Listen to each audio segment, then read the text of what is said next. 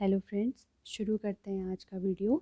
और आज हम करेंगे क्लास 6 NCERT का चैप्टर नंबर 2, जो नेक्स्ट हमारा बेसिक टॉपिक है, प्रॉपर्टीज़ ऑफ होल नंबर्स। ठीक है, इससे पहले वाली एक्सरसाइज में हमने पहला बेसिक टॉपिक क्लियर किया था, जिसमें हमने होल नंबर्स के बारे में, नेचुरल नंबर्स के बारे में और नंबर लाइन क्या होती है ये हमने जाना था।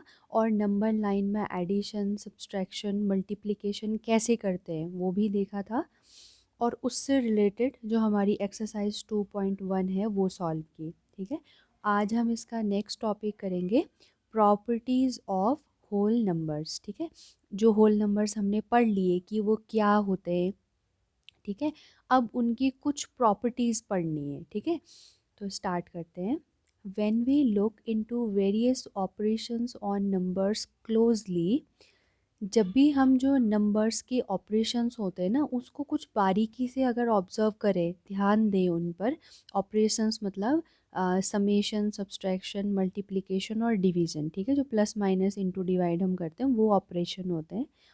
तो इन पर जब हम ध्यान दें तो we notice several properties of whole numbers. तो हम क्या नोटिस करते हैं कि उनकी मतलब कुछ होल नंबर्स की कुछ प्रॉपर्टीज़ होती हैं।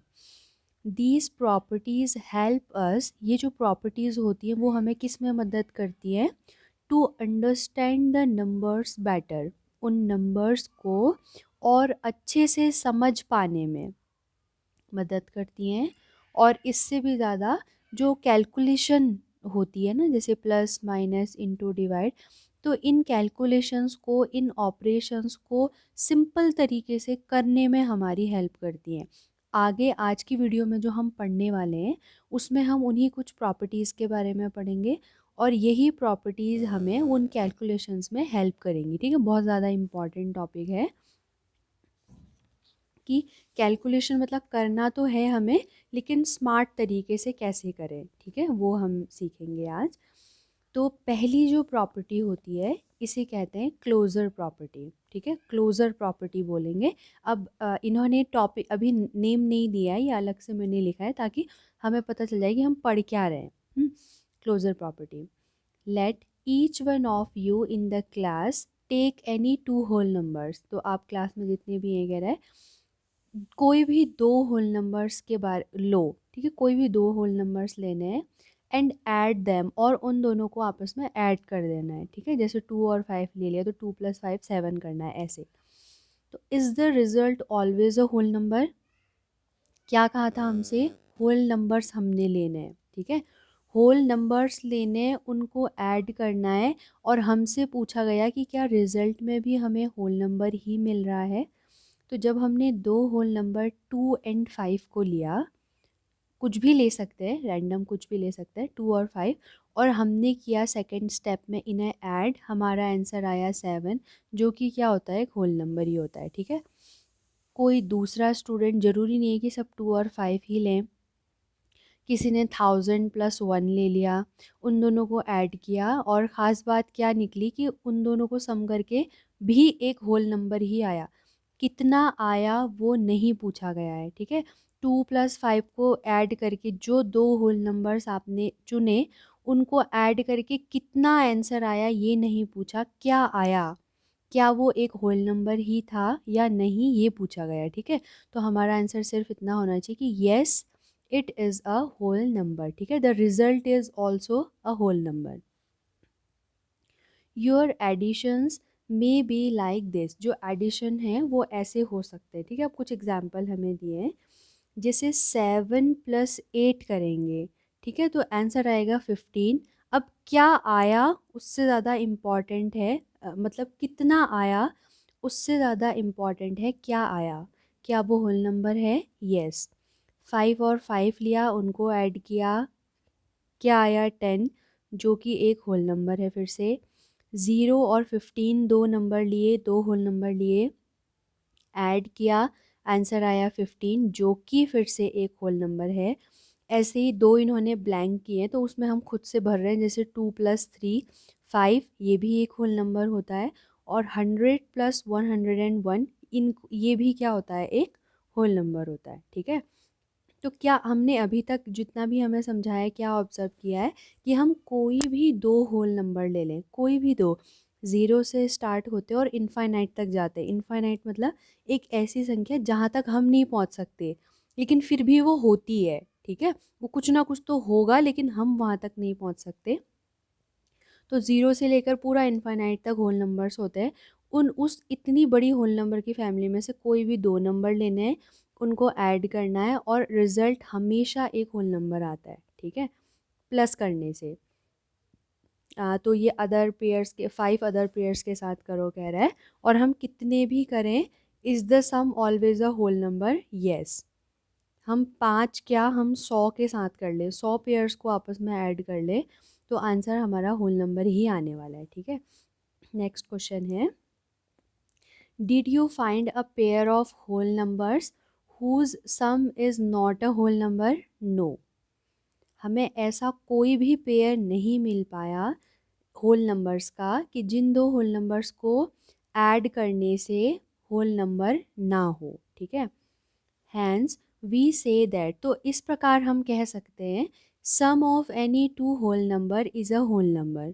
किन्हीं भी दो होल नंबर्स का जो सम होता है वो ऑलवेज क्या होता है, एक होल नंबर ही होता है, ठीक है?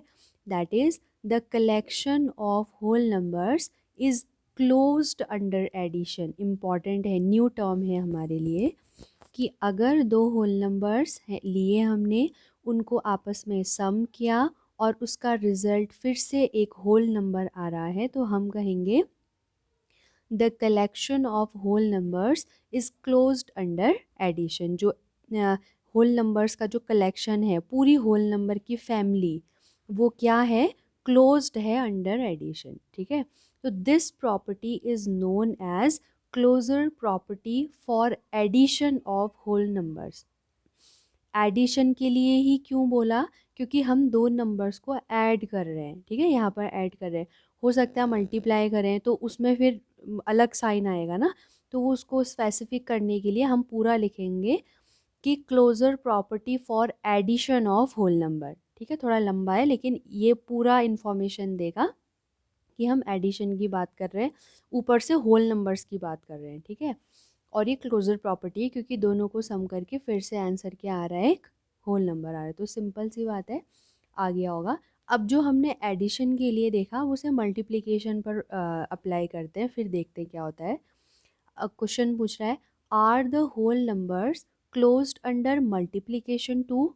क्या जो होल नंबर्स होते हैं वो मल्टीप्लिकेशन के अंडर भी क्लोज्ड होंगे? How will you check it? हम कैसे उसको चेक करेंगे? Your multiplications may be like this. तो मल्टीप्लीकेशन ऐसे हो सकते हैं, 7 × 8, ठीक है? आंसर कितना आया, 56। 7 × 8 = 56 होता है, जो कि फिर से एक होल नंबर है। 5 और 5 दो होल नंबर लिए हमने, उन दोनों को आपस में मल्टीप्लाई किया तो रिज़ल्ट क्या आया, 25। ये भी एक होल नंबर होता है। 0 और 15 दो होल नंबर हैं, इनको आपस में मल्टीप्लाई किया, फिर से आंसर आया 0, ये भी एक होल नंबर है। और अदर हम यहाँ पर कुछ भी दो आप अपने खुद से दो एग्जाम्पल ऐसे भर लीजिएगा, ठीक है? तो इसमें भी हमने सेम चीज़ क्या ऑब्जर्व की, the multiplication of two whole numbers is also found to be a whole number again, ठीक है? मल्टीप्लीकेशन कर रहे हैं दो होल नंबर्स का, तो रिजल्टेंट क्या मिल रहा है, हमेशा एक होल नंबर ही मिल रहा है, और ऐसा ही होगा सभी दो नंबर्स के लिए। तो वी से दैट, हम क्या कह सकते हैं, the system of whole numbers, पहले कलेक्शन बोला था, अब सिस्टम बोल रहा है, ठीक है? बात वही है, होल नंबर्स की फैमिली। System of whole numbers is closed under multiplication. Under multiplication भी क्लोज है होल नंबर्स, और अंडर एडिशन भी क्लोज्ड है होल नंबर्स, ठीक है?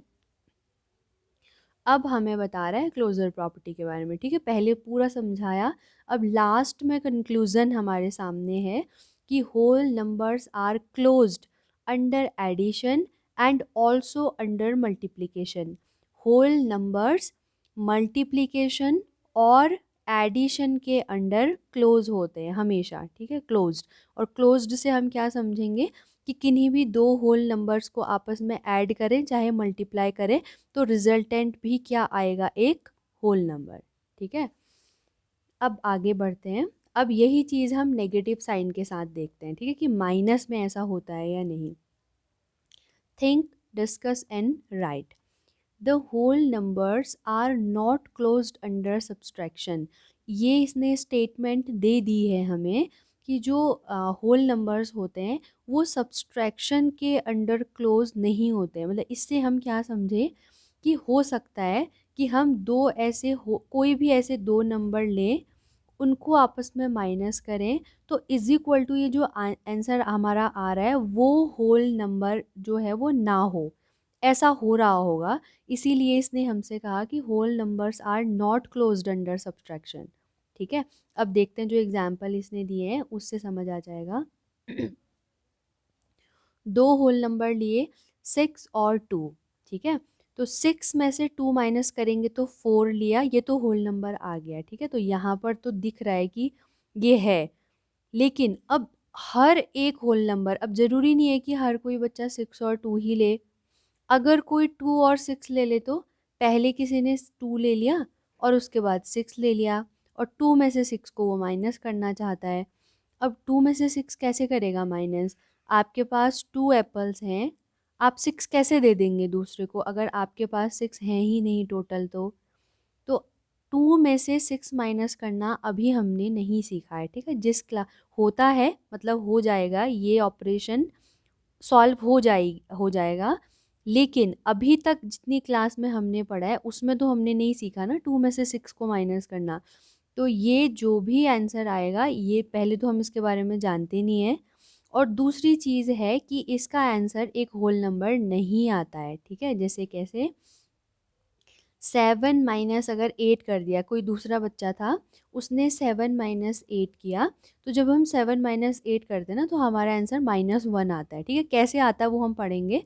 ये -1 आता है, और किसी भी नंबर के आगे ये जो माइनस का साइन है ना, इसे ये पूरा क्या बन जाएगा ये हम नहीं जानते। अभी तक की जितना भी हमने पढ़ा है उसमें हम नहीं जानते कि नंबर के आगे से अगर नेगेटिव साइन लग जाता है तो फिर वो उसे क्या कहते हैं। ठीक है, पर ये तो हम जानते हैं ना कि इसको जो भी कहें, इसको कुछ भी कहें, लेकिन होल नंबर तो नहीं कहेंगे। क्यों नहीं कहेंगे? क्योंकि होल नंबर 0 से शुरू होते हैं और सारे के सारे, किसी में भी नेगेटिव साइन नहीं होता, सब पॉजिटिव साइन के साथ होते हैं। ठीक है, ये 0 +1 +2 +3 +4, इनके आगे कोई साइन नहीं लगा है ना, तो किसी भी नंबर के आगे कोई साइन नहीं लगता तो उसका मतलब होता है वो प्लस साइन के साथ है। ठीक है, अगर माइनस साइन होता है तो अलग से फिर दिखाया जाता है -1 -2, लेकिन खाली 1 और 2 लिखा है तो इसका मतलब है कि ये प्लस के साइन के साथ है। तो ये समझ आ गया। अब ऐसे ही अगर 5 - 4 करें तो 5 में से 4 गया 1, ये तो होल नंबर आ गया। लेकिन 3 में से 9 माइनस करेंगे तो ये भी, 3 में से 9 माइनस करना तो पहले हमें आता नहीं है, और अगर ये आ भी जाएगा ना तो इसका आंसर होता है -6, और ये फिर से किसी नंबर के आगे नेगेटिव साइन है जो कि हमें नहीं पता कि इसको क्या कहते हैं। लेकिन इतना तो डेफिनेटली पता है कि होल नंबर्स तो ये नहीं है। ठीक है, होल नंबर्स की फैमिली में तो ये लाई नहीं करेगा। तो सिंपल सी बात है, किसी किसी कंडीशन में तो दो नंबर्स को माइनस करके होल नंबर आ रहा है, लेकिन किन्हीं कंडीशंस में माइनस करके नेगेटिव नंबर आ जा रहा है जो कि होल नंबर नहीं होते हैं। लेकिन हम क्लोज्ड तभी कह सकते हैं जब होल नंबर के किसी भी पेयर के लिए ये सेटिस्फाई करे। जैसे अगर हम मल्टीप्लाई का एग्जाम्पल लें तो होल नंबर की फैमिली से हम किन्हीं भी दो नंबर को ले लें, कोई भी दो नंबर उठा लें और उन दोनों को आपस में मल्टीप्लाई करेंगे तो आंसर हमेशा हमारा होल नंबर आएगा। ठीक है, लेकिन यहाँ पर सब्सट्रैक्शन के केस में किन्हीं किन्हीं पेयर के साथ तो हो रहा है ठीक, लेकिन किन्हीं पेयर के साथ वो होल नंबर नहीं आ रहा है। तो ऐसे में किसी के साथ आए किसी के साथ नहीं आए तो फिर हम नहीं कहेंगे यहाँ पर कि whole numbers closed under subtraction. फिर हमारे लिए यही स्टेटमेंट है कि whole numbers are not closed under subtraction. ठीक है, अब हमारा एक लास्ट बस साइन बचा है डिवाइड का। ठीक है, क्योंकि प्लस माइनस और इनटू, इन तीनों के लिए हमने चेक कर लिया है। अब नेक्स्ट है हमारा डिवीज़न। ठीक है, अब डिवीज़न के लिए चेक करते हैं। Are the whole numbers closed under division? क्या जो होल नंबर्स होते हैं वो डिवीज़न के अंदर क्लोज्ड होते हैं? और आंसर खुद बताया है उसने, नो, नहीं होते हैं। ठीक है, मतलब फिर से वही है कि whole numbers are not closed under division. इसमें भी यही स्टेटमेंट होगा। अब लेकिन इसने बोला कि ये समझना है ना कि क्यों नहीं होते। ऑब्जर्व दिस टेबल, इस टेबल को ऑब्जर्व करो, अच्छे से ध्यान से देखो, इसको समझो, पढ़ो।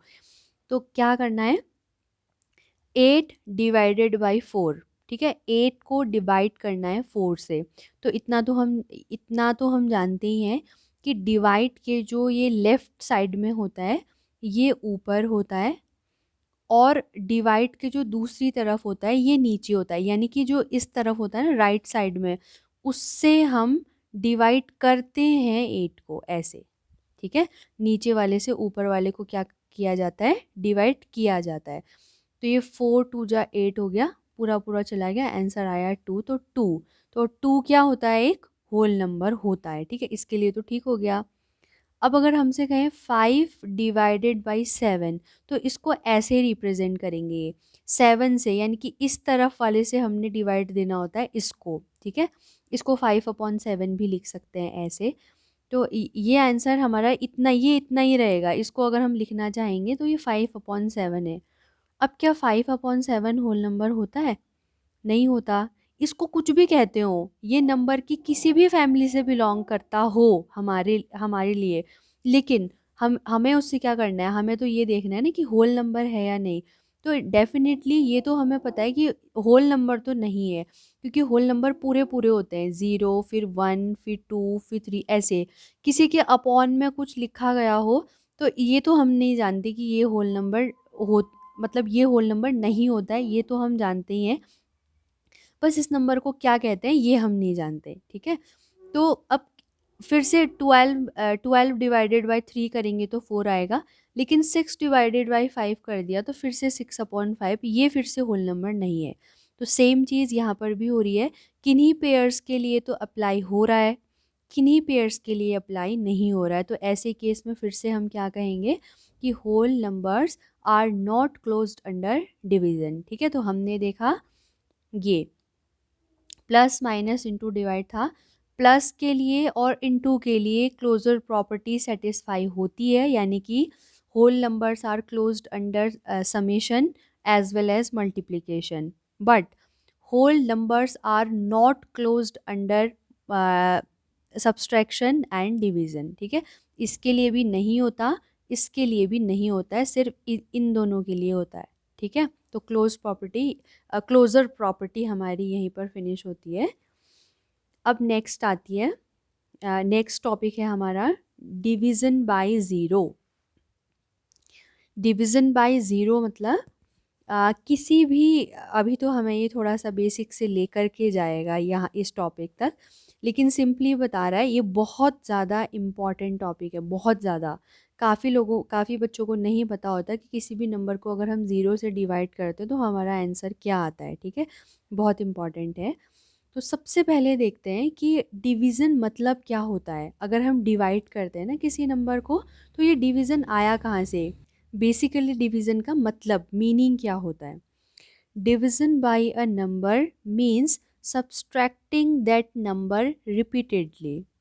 डिवीज़न का मतलब क्या होता है, अगर हम 8 डिवाइडेड बाई 2 कर रहे हैं ना, अगर हमने मतलब 8 को डिवाइड देना है 2 से, तो ये तो जो हम ये करते हैं ये बहुत ही शॉर्ट मेथड होता है। मतलब हम ये बिल्कुल एडवांस मेथड करते हैं कि हमारा एक ही बार में 2 4 जा 8 आंसर आ जाता है, और ये 4 हमारा आंसर हो जाता है। ठीक है, लेकिन सब्सट्रैक्शन का मतलब क्या होता है, सॉरी, डिवीज़न का मतलब क्या होता है। डिवीज़न का मतलब होता है 8, अगर हम 2 से डिवाइड दे रहे हैं 8 को, तो इसका मतलब है कि हम कॉन्टिन्यूसली 8 में से 2 को माइनस करते जा रहे हैं जब तक ज़ीरो नहीं आ जाता।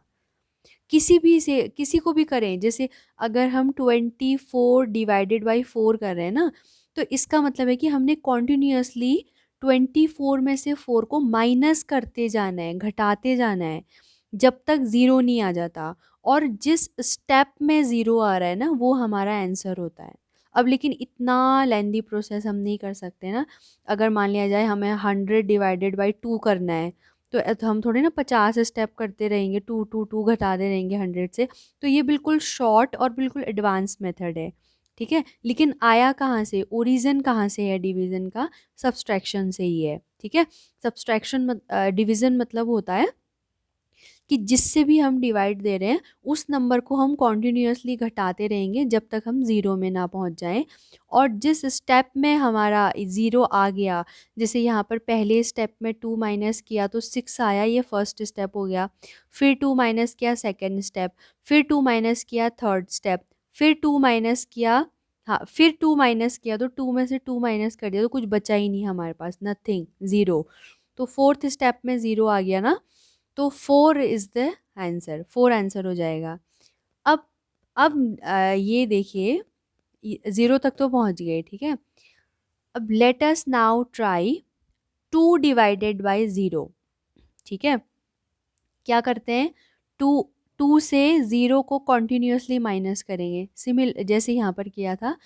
8 से 2 को माइनस करने में थे जब तक ज़ीरो नहीं आ रहा था। अब यहाँ पर भी 2 से ज़ीरो को माइनस करते ही रहेंगे, ठीक है।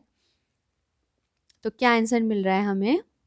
कर दिया हमने, 2 से ज़ीरो को माइनस किया 2, फिर माइनस करेंगे ज़ीरो को 2, फिर माइनस करेंगे ज़ीरो 2, फिर माइनस करेंगे ज़ीरो को 2।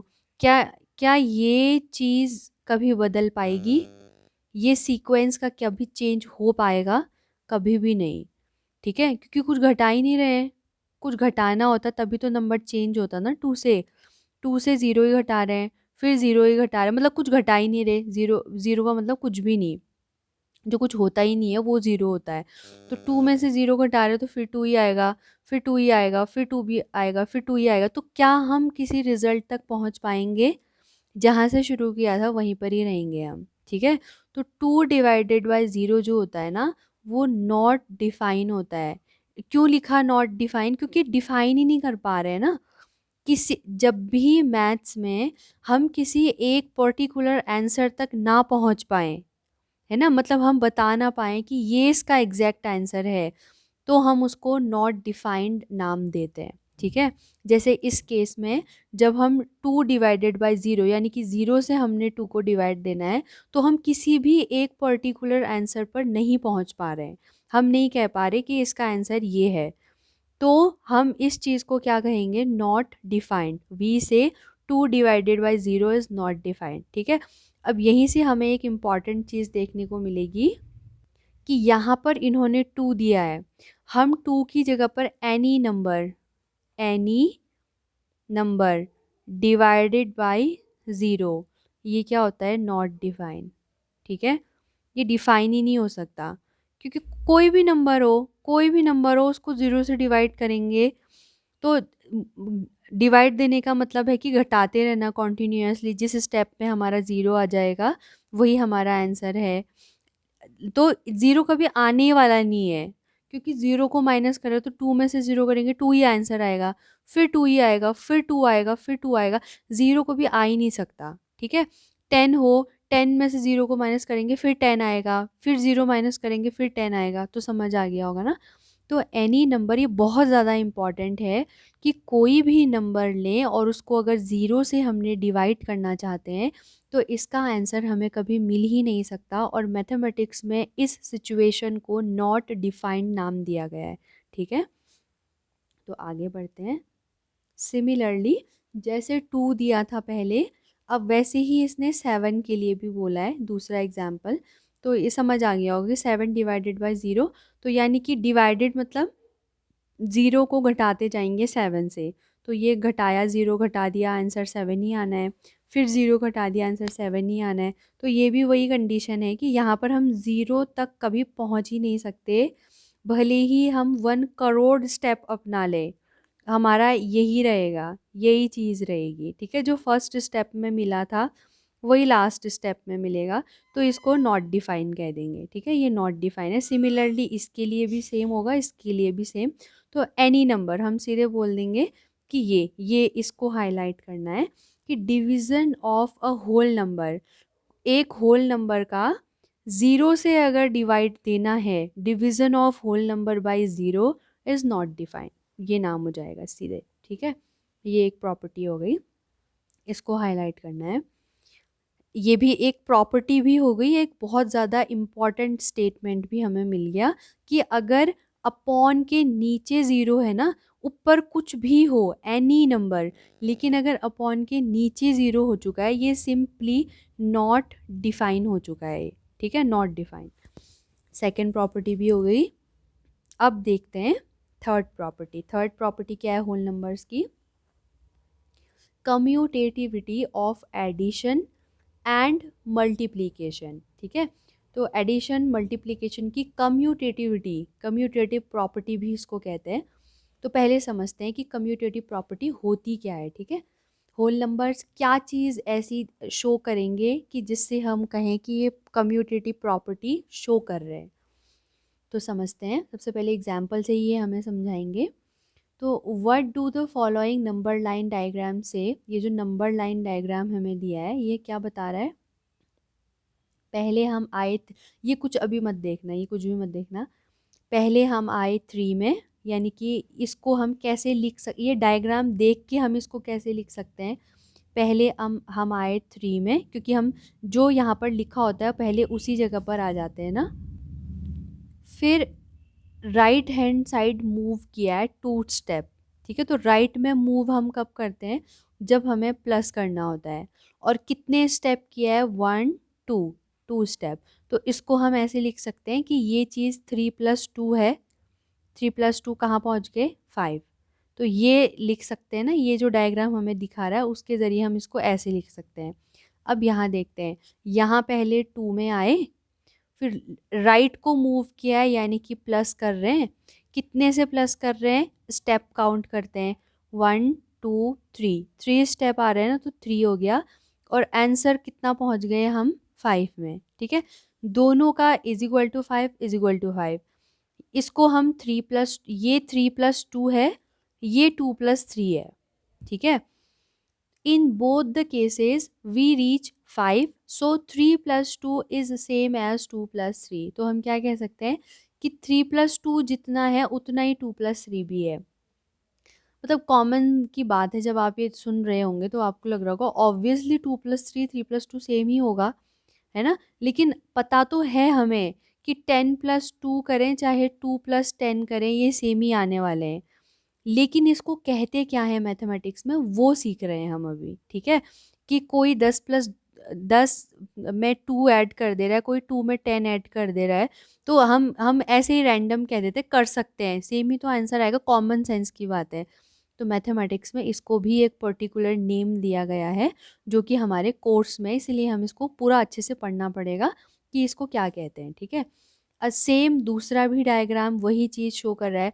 ये क्या है? पहले 5 में आए, 3 स्टेप राइट की ओर मूव किया, तो ये 5 + 3 है।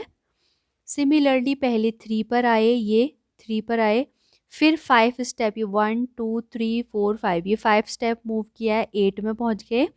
पहुंच रहे हैं दोनों से ही 8 में ही, तो 5 + 3 = 3 + 5 हो जाएगा, ठीक है। मतलब क्या समझ आ रहा है इससे? पहले 5 + 3 था, फिर इसको ऐसे ऐसे कर दिया, मतलब ऐसे का ऐसे, 5 + 3 को 3 + 5 लिख दिया, ठीक है। यही है हमारा कम्यूटेटिव प्रॉपर्टी, ठीक है। यही है कम्यूटेटिव प्रॉपर्टी। इसी को जो हम बोल देते हैं ना कि 10 में 2 ऐड कर दो, चाहे 2 में 10 ऐड कर दो, तो तुम्हारा आंसर सेम आएगा। ये किस प्रॉपर्टी के अंडर होता है? कम्यूटेटिव, ठीक है, कम्यूटेटिव प्रॉपर्टी होती है। अब 4 + 6 करें वो भी 10 आएगा, 6 + 4 करें वो भी 10 ही आने वाला है, ठीक है। अब क्वेश्चन पूछ रहा है, is this true when any 2 whole numbers are added? क्या किन्हीं भी 2 होल नंबर्स को हम ऐड करें, किन्हीं भी 2 होल नंबर्स को, क्या यही आएगा? ठीक है। तो यस, हम कोई भी 2 पेयर ले लें होल नंबर्स के, होल नंबर्स 0 से शुरू होते हैं ना, 0 से आगे को ले लें इनफाइनाइट तक, कोई भी 2 होल नंबर ले लें, उनको पहले जैसे 0 + 1 किया और दूसरी बार में 1 + 0 करना है, ऐसे रिवर्स कर देना है, ठीक है, इनका ऑर्डर। तो ये हमेशा सेम ही आने वाले हैं, ठीक है, हमेशा। you will not get any pair of whole numbers for which the sum is different when the order of addition is changed. हमें होल नंबर्स में ऐसा कोई पेयर मिलेगा ही नहीं जिसमें हम अगर उन दो होल नंबर्स का जो हमने पेयर लिया है अगर उसका हम ऑर्डर चेंज कर दें, आगे का पीछे पीछे का आगे कर दें, तो हमें वो सेम ना मिले, ऐसा होगा ही नहीं कह रहा है, ठीक है, हमेशा होगा ऐसा। तो ये हर होल नंबर के पेयर के लिए, पेयर में दो आ जाते हैं, तो हर पेयर के लिए ये हमेशा सेटिस्फाई करेगा कम्यूटेटिव, ठीक है। तो we can add two whole numbers in any order, ये हमारा फिर से एक न्यू प्रॉपर्टी हो गई, इम्पॉर्टेंट प्रॉपर्टी, कि हम होल नंबर्स को किसी भी ऑर्डर में ऐड कर सकते हैं, ठीक है, किसी भी ऑर्डर में। We say that addition is commutative for whole numbers, तो जैसे पहले क्लोजर के लिए देखा था ना, तो कम्यूटेटिव के लिए भी वही कहेंगे कि addition is commutative for whole numbers, लेकिन एडिशन है अभी, ठीक है। एडिशन क्यों है? क्योंकि प्लस करने से 5 में 3 को प्लस कर रहे हैं और 3 में भी 5 को प्लस कर रहे हैं, ठीक है। और this property is known as commutativity for addition, ठीक है, इस प्रॉपर्टी को क्या कहते हैं? Commutativity for addition. अब आगे बढ़ते हैं, डिस्कस विथ योर फ्रेंड्स। अब मतलब ये हमें ये ले जाना चाह रहा है मल्टीप्लिकेशन में। Discuss with your friends, you have a small party at your at home, आपके घर में एक छोटी सी पार्टी आपने रखी। You want to arrange 6 rows of chairs with you want to arrange 6 rows of chairs with 8 chairs in each row for the visitors, जो भी आएंगे पार्टी में आप कैसे अरेंज करना चाहते हैं? 6 rows ऑफ चेयर्स, मतलब 6 रो होंगी, ये 1 2 3 4 5 6 ऐसे 6 रो बनानी है हमने, with 8 chairs in each row, और हर एक रो में 8 चेयर, 1 2 3 4 5 6 7 8, मतलब ये जो इन्होंने हमें ये अरेंजमेंट दिखाया है ना, ऐसा हमने करना है, ठीक है, ऐसा करना चाह रहा है वो। The number of chairs you will need is 6 multiply by 8, तो ठीक ही है, अगर 6 रो हैं और हर एक रो में 8 चेयर है, तो 6 टोटल 6 रो में कितनी चेयर चाहिए होंगी? हम जानते हैं एक के लिए दिया है, ज़्यादा के लिए निकालने के लिए क्या करते हैं? मल्टीप्लाई, ठीक है। तो हर एक रो में 8 चेयर हैं, तो टोटल 6 रो में 8 गुणा 6, 8 इंटू 6, इतनी चेयर हो जाएंगी। You find that the room is not wide enough to accommodate rows of 8 chairs, आपने फिर दिमाग लगाया और आपने जब मेज़र किया तो आपको एक चीज़ पता चली कि आपका जो रूम है उसकी जो विड्थ है, जो चौड़ाई है, वो इतनी है ही नहीं कि आप इसमें 8 चेयर्स को एक रो में ऐसे लगा सकें, ठीक है, ऐसे आप नहीं लगा सकते, मतलब कुछ और आपने सोचना पड़ेगा। यू फाइंड दैट, हाँ ये हो गया, यू डिसाइड टू हैव 8 रोज, अब आपने क्या सोचा, क्योंकि यहाँ ऐसे आगे बढ़ रहा था, आपने जो खुद लगाया ना, अपना मेजरमेंट किया, छोटी कॉपी में आपने ऐसे बनाया, तो आपने देखा कि यहाँ तो बाहर जा रहा है लेकिन यहाँ बच जा रहा है, ठीक है, तो आपने सोचा क्यों ना ये वाला एक जो है, यानी कि 1 2 3 4 5 6, इसको उठा के मैं यहाँ रख दूँ, ये भी क्योंकि 1 2 3 4 5 6 है, यहाँ पर लगा दूँ, और ये वाला भी उठा करके मैं ये नीचे लगा दूँ, तो ये रूम भी बिल्कुल फिक्स हो जाएगा, सेम एज दिस, ठीक है, इसकी तरह रूम भी बिल्कुल फिट हो जाएगा, और ऐसे बाहर मतलब मेरा अरेंजमेंट भी बिल्कुल फिट बैठ जाएगा, ठीक है। तो how many chairs do you required now, तो अब कितनी चेयर चाहिए? इन्होंने क्या कर दिया, ये दो उठा करके हमने यहाँ रख दिए, इन्होंने चाहे हमने कोई भी ये दो उठा करके हम यहाँ पर रख दें, तो अब देखो नंबर ऑफ चेयर अब कितनी चाहिए? तो नंबर ऑफ चेयर तो अभी भी उतनी ही चाहिए ना, क्योंकि हमने एक्स्ट्रा ला के थोड़ी ना यहाँ पर रखी है, ये दो को उठा करके हमने ऐसे रख दिया है उसमें, सिंपल। तो अब अगर हम वैसे हिसाब लगाएं देख करके जो हमें दिख रहा है, तो उसके अकॉर्डिंग अब नंबर ऑफ रोज़ कितनी है? टोटल 8 हैं, ठीक है, 8 नंबर ऑफ रोज़ हो गई, और हर एक रो में 6 चेयर है ना, 1 2 3 4 5 6। अगर एक रो में 6 चेयर हैं तो 8 रोज में कितनी चेयर होंगी उसको निकालने के लिए 8 इंटू 6 ही तो करेंगे ना। तो पहले 6 मल्टीप्लाई बाई 8 कर रहे थे, अब 8 मल्टीप्लाई बाई 6 कर रहे हैं। तो 6 8 जा भी 48 ही होता है और 8 6 जा भी 48 ही होता है। ठीक है, तो क्या आंसर में कोई चेंज आया? और जय हम ध्यान देंगे कि हमने फिर से यहाँ पर ऑर्डर ही चेंज किया है। जैसे हम समेशन में कर रहे थे, प्लस में कर रहे थे 6 प्लस 8 और 8 प्लस 6, ऐसे सेम हमने 6 इंटू 8 किया और 8 इंटू 6 किया, और इसमें भी आंसर में कुछ भी वेरी नहीं है। ठीक है, दोनों सेम है। तो इसका मतलब हमें क्या मिल गया, अभी और देखते हैं। लेकिन is there a commutative property of multiplication? क्या मल्टीप्लिकेशन के लिए भी कम्यूटेटिव प्रॉपर्टी होती है? तो जैसे हमने यहाँ पर देखा ना, ये तो सिर्फ एक एग्जाम्पल है हमारा 6, 8 का। ठीक है, अगर ऐसे ही हम कोई भी दो पेयर ले लें, जैसे 4 और 5 ले लिया, 3 6 ले लिया, 5 7 ले लिया, किसी के लिए भी हम ले लें, हमेशा जब हम दो होल नंबर्स को आपस में मल्टीप्लाई करें, फिर उनका ऑर्डर रिवर्स कर दें, फिर मल्टीप्लाई करें, तो आंसर हमेशा सेम आने वाला है। यानी कि 4 multiply by 5 is equal to 5 multiply by 4 होता है। तो सीधे सीधे हम कह सकते हैं कि we can multiply two whole numbers in any order. ठीक है, होल नंबर्स को भी हम किसी भी ऑर्डर में मल्टीप्लाई कर सकते हैं, जैसे कि एडिशन कर रहे थे। ठीक है, तो we say multiplication is commutative for whole numbers, या whole numbers are commutative under multiplication, कुछ भी बोल सकते हैं। ठीक है, जैसे क्लोजर के लिए बोल रहे थे ना कि whole numbers are closed under addition और मल्टीप्लिकेशन, सेम ऐसे ही भी बोल सकते हैं कि whole numbers are commutative under addition as well as multiplication, और ऐसे भी बोल सकते हैं कि multiplication is commutative for whole numbers. Next है thus addition and multiplication are commutative for whole numbers. ठीक है, अब सब्सट्रैक्शन के लिए देखते हैं। सब्सट्रैक्शन के लिए क्या हो रहा है, subtraction is not commutative for whole numbers. ठीक है, क्यों नहीं है? क्योंकि यहीं पर है आंसर हमारा। 6 में से 3 को माइनस करेंगे तो 3 आ गया। ठीक है, और 3 माइनस 6 करते हैं ना हम, तो ये हमारा -3 आता है।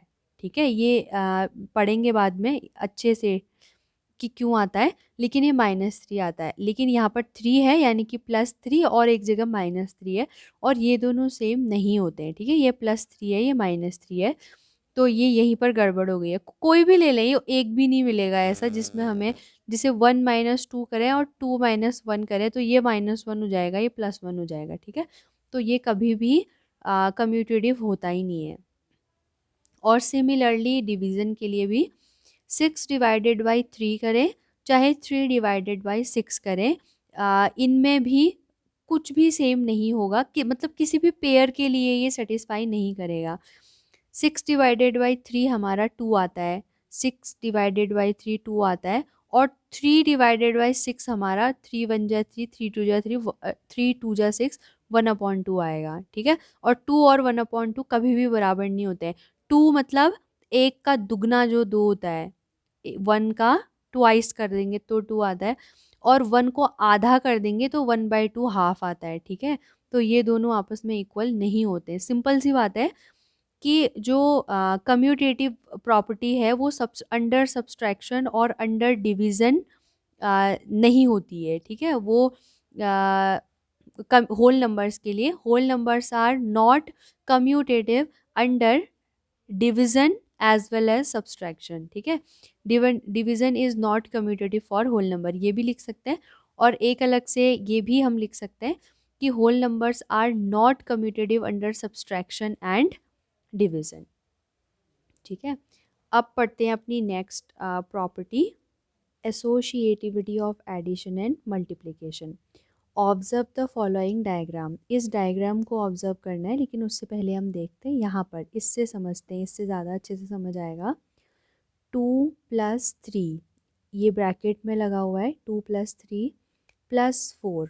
ठीक है, हमने सीखा है कि सबसे पहले ब्रैकेट के अंदर की जो चीज़ होती है उसको सॉल्व करते हैं, ठीक है। उसके बाद ही हम फिर जो उसके ब्रैकेट के बाहर होता है उसको सॉल्व किया जाता है। मतलब पहले जो पूरा बड़ा सा ब्रैकेट है ना उसको एक किया जाता है, ठीक है। तो हमें पता है कि सबसे पहले हम इसको सॉल्व करने के लिए सबसे पहले क्या करेंगे, पहले 2 में 3 को ऐड करके ये हमारा 5 आया और उसके बाद हम +4 करेंगे, ठीक है। तो 5 + 4 = 9 हो गया। एक केस तो ये हो गया। लेकिन अब सेम टू सेम नीचे देखें, 2 3 4 2 3 4 बिल्कुल सेम डिजिट है, लेकिन जो ब्रैकेट था वो शिफ्ट हो चुका है। अब 3 और 4 पर ब्रैकेट लगा है, ठीक है। तो अब वही हम तो अपने रूल के अकॉर्डिंग करेंगे कि सबसे पहले हम ब्रैकेट सॉल्व करेंगे। तो 2 एज इट इज़ उतर जाएगा, प्लस का साइन भी एज इट इज़ उतर जाएगा और 3 + 4 = 7 हम करेंगे। लेकिन एट लास्ट जब हम 2 + 7 करेंगे तो आंसर हमारा फिर भी 9 ही आएगा, ठीक है। तो पहले वाले केस में जब ब्रैकेट 2 और 3 पर लगा था, यानी कि 2 + 3 देन +4 करना था तो भी आंसर 9 आया, और बाद में 2 + 3 + 4 पहले करके फिर 2 ऐड किया तो भी आंसर 9 आया। और ये ही प्रॉपर्टी होती है एसोशिएटिविटी या फिर एसोशिएटिव प्रॉपर्टी, ठीक है। तो यहाँ पर हम देखेंगे, यहाँ पर क्या किया है, पहले 5 यानी कि ये 2 + 3 हो गए, 2 और ये 3 ऐसे बना देते हैं। पहले 2 और 3 ये ब्रैकेट का हो गया, इसको सॉल्व किया, देन उसमें 4 ऐड किया, ठीक है। तो यहाँ पर भी वही सेम चीज़ आ रही है, ठीक है। और यहाँ पर जब हमने 2 किया तो 1 2 और उसके बाद हमने 3 + 4 किया तो 2, इनको ऐड कर लेंगे तो ये जितने भी नंबर ऑफ डॉट्स हैं ऊपर भी 9 नीचे भी 9, ठीक है। इन ए में you can add 2 and 3 first, हमने क्या किया, पहले 2 और 3 को किया फिर उसमें 4 ऐड किया, ठीक है। लेकिन बी में हमने 3 और 4 को पहले ऐड किया देन उसमें 2 को ऐड किया, ठीक है। लेकिन आंसर दोनों में क्या रहा, are not the result same. Yes, क्या रिजल्ट सेम है, मतलब क्या रिजल्ट सेम नहीं है ऐसे पूछ रहा है। तो यस, रिजल्ट्स आर सेम, दोनों में ही रिजल्ट्स हमारे क्या हैं, सेम है, ठीक है। वी ऑल्सो हैव, अब ये सेकेंड एग्जाम्पल देखते हैं। हम 5 + 7 + 3 करना है और ब्रैकेट 5 + 7 पे लगा है, तो ऑब्वियसली पहले ब्रैकेट सॉल्व होगा तो हम 5 + 7 करेंगे जो कि आएगा 12, ठीक है। और इस 12 में हमने +3 करना है जो कि 12 + 3 = 15 आएगा। अब कुछ नहीं किया, नंबर प्लस का साइन सब कुछ सेम है, बस ये जो ब्रैकेट पहले 5 + 7 पे लगा था अब ये शिफ्ट होके 7 और 3 पर लगेगा ऐसे। तो अब यहाँ पर हमारा क्या काम है कि पहले हम ब्रैकेट सॉल्व करेंगे, ठीक है। 5 + 7 करके फिर 3 नहीं करेंगे, ये ब्रैकेट लग चुका है तो पहले ब्रैकेट ही सॉल्व किया जाता है। तो 5 एज इट इज़ उतरेगा और 7 + 3 क्या हो जाएगा, 10।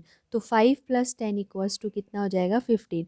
तो एट लास्ट जब हमने रिजल्ट्स पर ध्यान दिया तो रिजल्ट्स फिर से क्या आ गए, बिल्कुल सेम, ठीक है। यानी कि ये जो ब्रैकेट हम शिफ्ट कर रहे हैं ना, इसका हमारा जो फाइनल आंसर आ रहा है उस पर कोई भी इफ़ेक्ट नहीं पड़ रहा है, ठीक है। प्लस का साइन हो सभी जगह पर, सिर्फ प्लस का ही साइन है अभी, ये ध्यान रखेंगे। यही चीज़ अब हम गलती से माइनस में ना कर दें। जो भी हम अभी पढ़ रहे हैं ये सिर्फ हम एडिशन के लिए पढ़ रहे हैं, ध्यान रहे, ठीक है। तो ये जो चीज़ है ना, ये जो एक्सप्रेशन हमने लिखा, this is exactly similar to this expression, ठीक है। ये दो एक्सप्रेशन आपस में बिल्कुल सिमिलर हैं, ठीक है। अब आगे बढ़ते हैं। This is associativity of addition for whole numbers, ठीक है। ये क्या है, होल नंबर्स के लिए एडिशन के अंडर, ठीक है। होल नंबर्स के लिए एडिशन के अंडर एसोशिएटिविटी है। अब आते हैं आगे, check it for the numbers 2 8 and 6। ये होमवर्क है, ये हमने करना है। क्वेश्चन दिया है कि 2 8 और 6, तो ऐसे ओरली भी करेंगे ना तो भी हो जाएगा, तो एक बार आप इसको करेंगे। अब देखेंगे, add the numbers this this and this, इनको ऐड करना है। तो मतलब ये चीज़ें हमें क्यों सिखाई जा रही हैं कि जैसे अगर हम ये हमें सीक्वेंस दिया है ना कि 234 प्लस 197 प्लस 103, ये हमें सीक्वेंस दिया है। तो हम इसमें एसोशिएटिविटी का कैसे यूज़ कर सकते हैं जिससे कि हमारी जो कैलकुलेशन है वो बहुत इजी हो जाए। ठीक है, तो अगर अभी जैसे इसको दिया है ना, तो हम इन दोनों का ग्रुप बनाएं। क्यों बनाएं इन दोनों का ग्रुप? क्योंकि हमने इनके यूनिट प्लेस पे जो नंबर थे, जो डिजिट्स थी, उनको ऐड किया तो हमें पता चला कि 7 + 3 10 होता है। यानी कि हमें वंस प्लेस पे ज़ीरो वाली क्वांटिटी मिलने वाली है। और ज़ीरो वाली तो बहुत अच्छी होती है, मतलब ज़ीरो अगर आ जाए कहीं पर भी तो हमारी कैलकुलेशन में बहुत ज़्यादा हेल्प होती है। तो यही दिमाग लगा के हमने पेयरिंग करनी है। ठीक है, और अगर कहीं पर बाय डिफ़ॉल्ट हमें ऐसा दिया हो कि 234 प्लस 197 पे ब्रैकेट लगाए, है ना? इन दोनों पर ब्रैकेट लगाए और ब्रैकेट के बाहर +1, मतलब ये ऐसे ही लिखा है। अगर अगर ये ऐसे लिखा है कि 234 प्लस 197 प्लस 103 और ब्रैकेट लगाए इन दोनों पर, ठीक है? तो अब हमारे माइंड में होगा कि पहले ब्रैकेट ही सॉल्व करना है, उसके बाद ही हम 103 कर पाते, जबकि हमारे माइंड में ये है बात कि काश हम 197 और 103 को पहले कर पाते, तो ये ज़्यादा आसान लग रहा है देखने में। तो अब ये एसोसिएटिव प्रॉपर्टी हमें बता रही है कि आप बिल्कुल बिंदास इन दोनों को पहले ऐड कीजिए, उसके बाद आप 234 से कीजिए, आंसर में कोई प्रॉब्लम नहीं आएगी। ठीक है, तो मतलब अभी तक करते तो आ रहे हैं हम ऐसा। अब हमें इस प्रॉपर्टी का नाम भी पता चल गया कि ये एसोसिएटिव प्रॉपर्टी है। ठीक है, और हम ये ब्रैकेट कभी भी शिफ्ट कर सकते हैं अपने अकॉर्डिंग कि हमें किन दोनों को पहले करना है सॉल्व। ठीक है, तो ये हमने किया। तो पहले उन्होंने इन दोनों को ऐड किया तो यहाँ से 300 आ गया, बहुत अच्छी। तो अब 300 में 234 को ऐड करना कितना आसान है।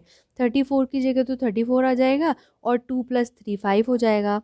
जबकि इन दोनों को करने के लिए हमें ऐसे लिखना पड़ेगा ना, 234 प्लस 197, फिर हम कैरी जाएगा, मतलब सॉरी, मतलब ऐड करेंगे, तो वो सब थोड़ा सा लेंदी प्रोसेस है। जबकि जब हम अच्छे से पेयरिंग करें तो क्या हमारा बहुत इजीली आंसर मिल जाएगा। ठीक है, तो ये हेल्प होती है। अभी आने आने वाली जो टॉपिक्स हैं उसमें तो और भी इससे ज़्यादा अच्छे अच्छे शॉर्टकट्स मिलेंगे जो कि बहुत ज़्यादा कैलकुलेशन को ईज़ी बना देंगे। ठीक है, अब आगे जैसे एडिशन के लिए देखा था, तो अब मल्टीप्लिकेशन के लिए देखते हैं। ठीक है, observe the multiplication fact illustrated by the following diagrams. इन दोनों में जो मल्टीप्लिकेशन फैक्ट हमें दिया है उसको एक बार ध्यान दे करें।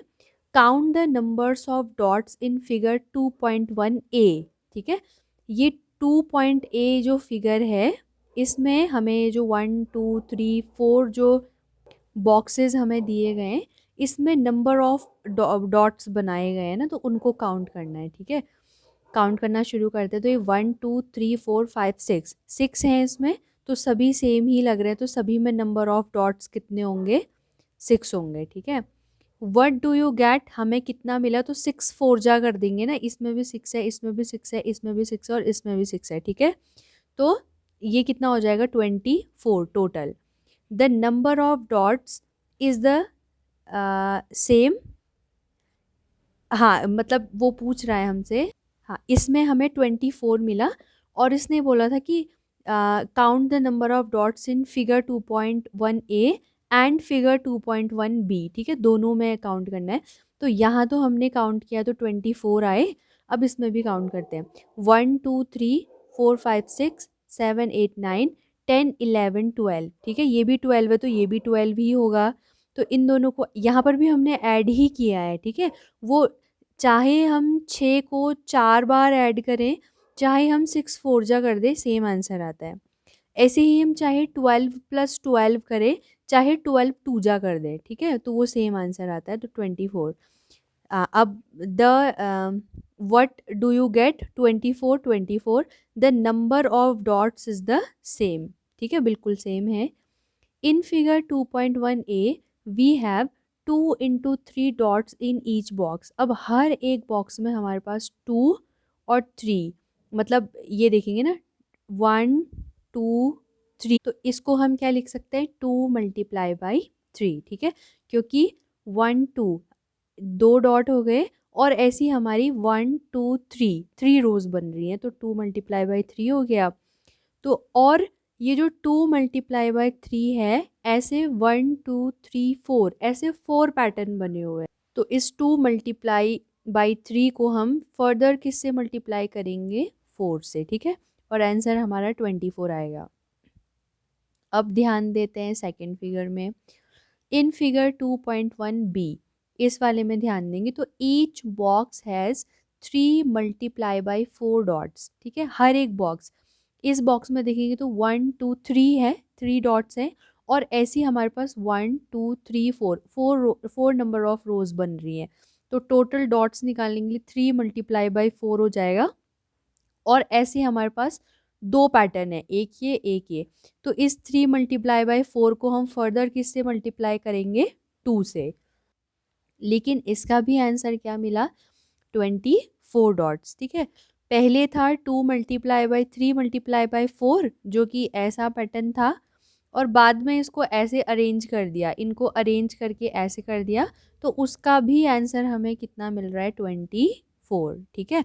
तो यानी कि ये जो एक्सप्रेशन है वो एग्जैक्टली इसके सिमिलर है, ठीक है। Similarly you can see that 3 × 5 × 4, अगर हम ये करें तो 5 3 × 15 हो जाएगा, और 15 4 × 60 होता है।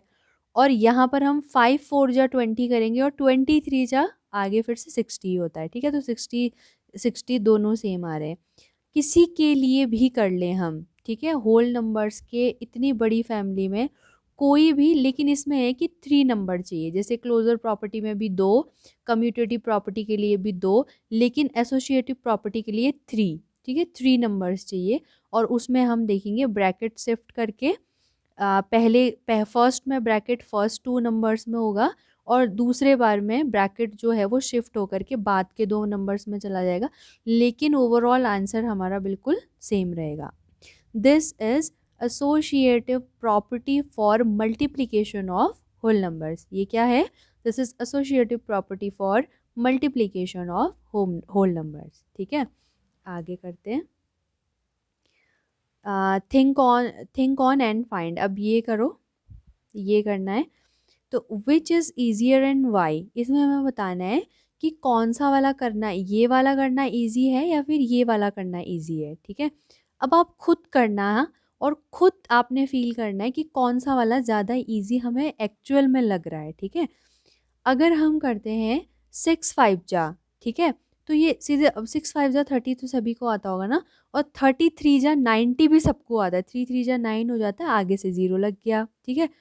अब ये हम करें, पहले 5 3 जा 15, अब हमें 15 की, अगर ये करें 5 × 3, 5 3 जा 15, और 15 6 जा फिर हमें आना चाहिए, नहीं तो फिर हम 15 6 जा को 6 5 जा 30 का 0 कैरी 3, फिर 6 1 जा 6 +3 ऐसे करके फिर तब 90 तक पहुँचेंगे। लेकिन यहाँ पर हम सीधे सीधे, क्योंकि 6 5 जा तो सभी को आता होगा, ठीक है, कि 6 5 जा 30 होता है, और 30 को 3 से करेंगे तो 90, ठीक है। ऐसे ही अगर हम ये देखें, अगर हम इसको करें तो पहले हमें चलो 9 4 जा तो हमें आ ही जाएगा, ठीक है, कि वो 36 है। अब 36 × 25 क्या हम ओरली कर सकते हैं, बिल्कुल भी नहीं, ठीक है, उसके लिए करना ही पड़ेगा। लेकिन वहीं पर ब्रैकेट शिफ्ट करने से कितना बड़ा मैजिक हो गया, देखिए 25 4 जा 100 होता है, ये सबको आना ही चाहिए, ठीक है, कि 25 की टेबल हो गई, 5 की टेबल हो गई, ये तो आने चाहिए। तो 25 4 जा 100 होता है, और 100 × 9 करना किसे नहीं आता ओरल, 100 9 जा 900। तो ये कितना इजी था, जबकि नंबर सेम है बिल्कुल, 9 4 25 9 4 25, ये हम ओरली नहीं कर पाए, ये हम ओरली कर पाए। तो this is the benefit of properties of whole numbers, ठीक है, यही बेनिफिट है हमें जो मिल रहा है। तो इसमें हमने देखा कि इसमें हमारा ये वाला ज़्यादा इजी था, और इसमें हमने देखा हमारा ये वाला इजी था।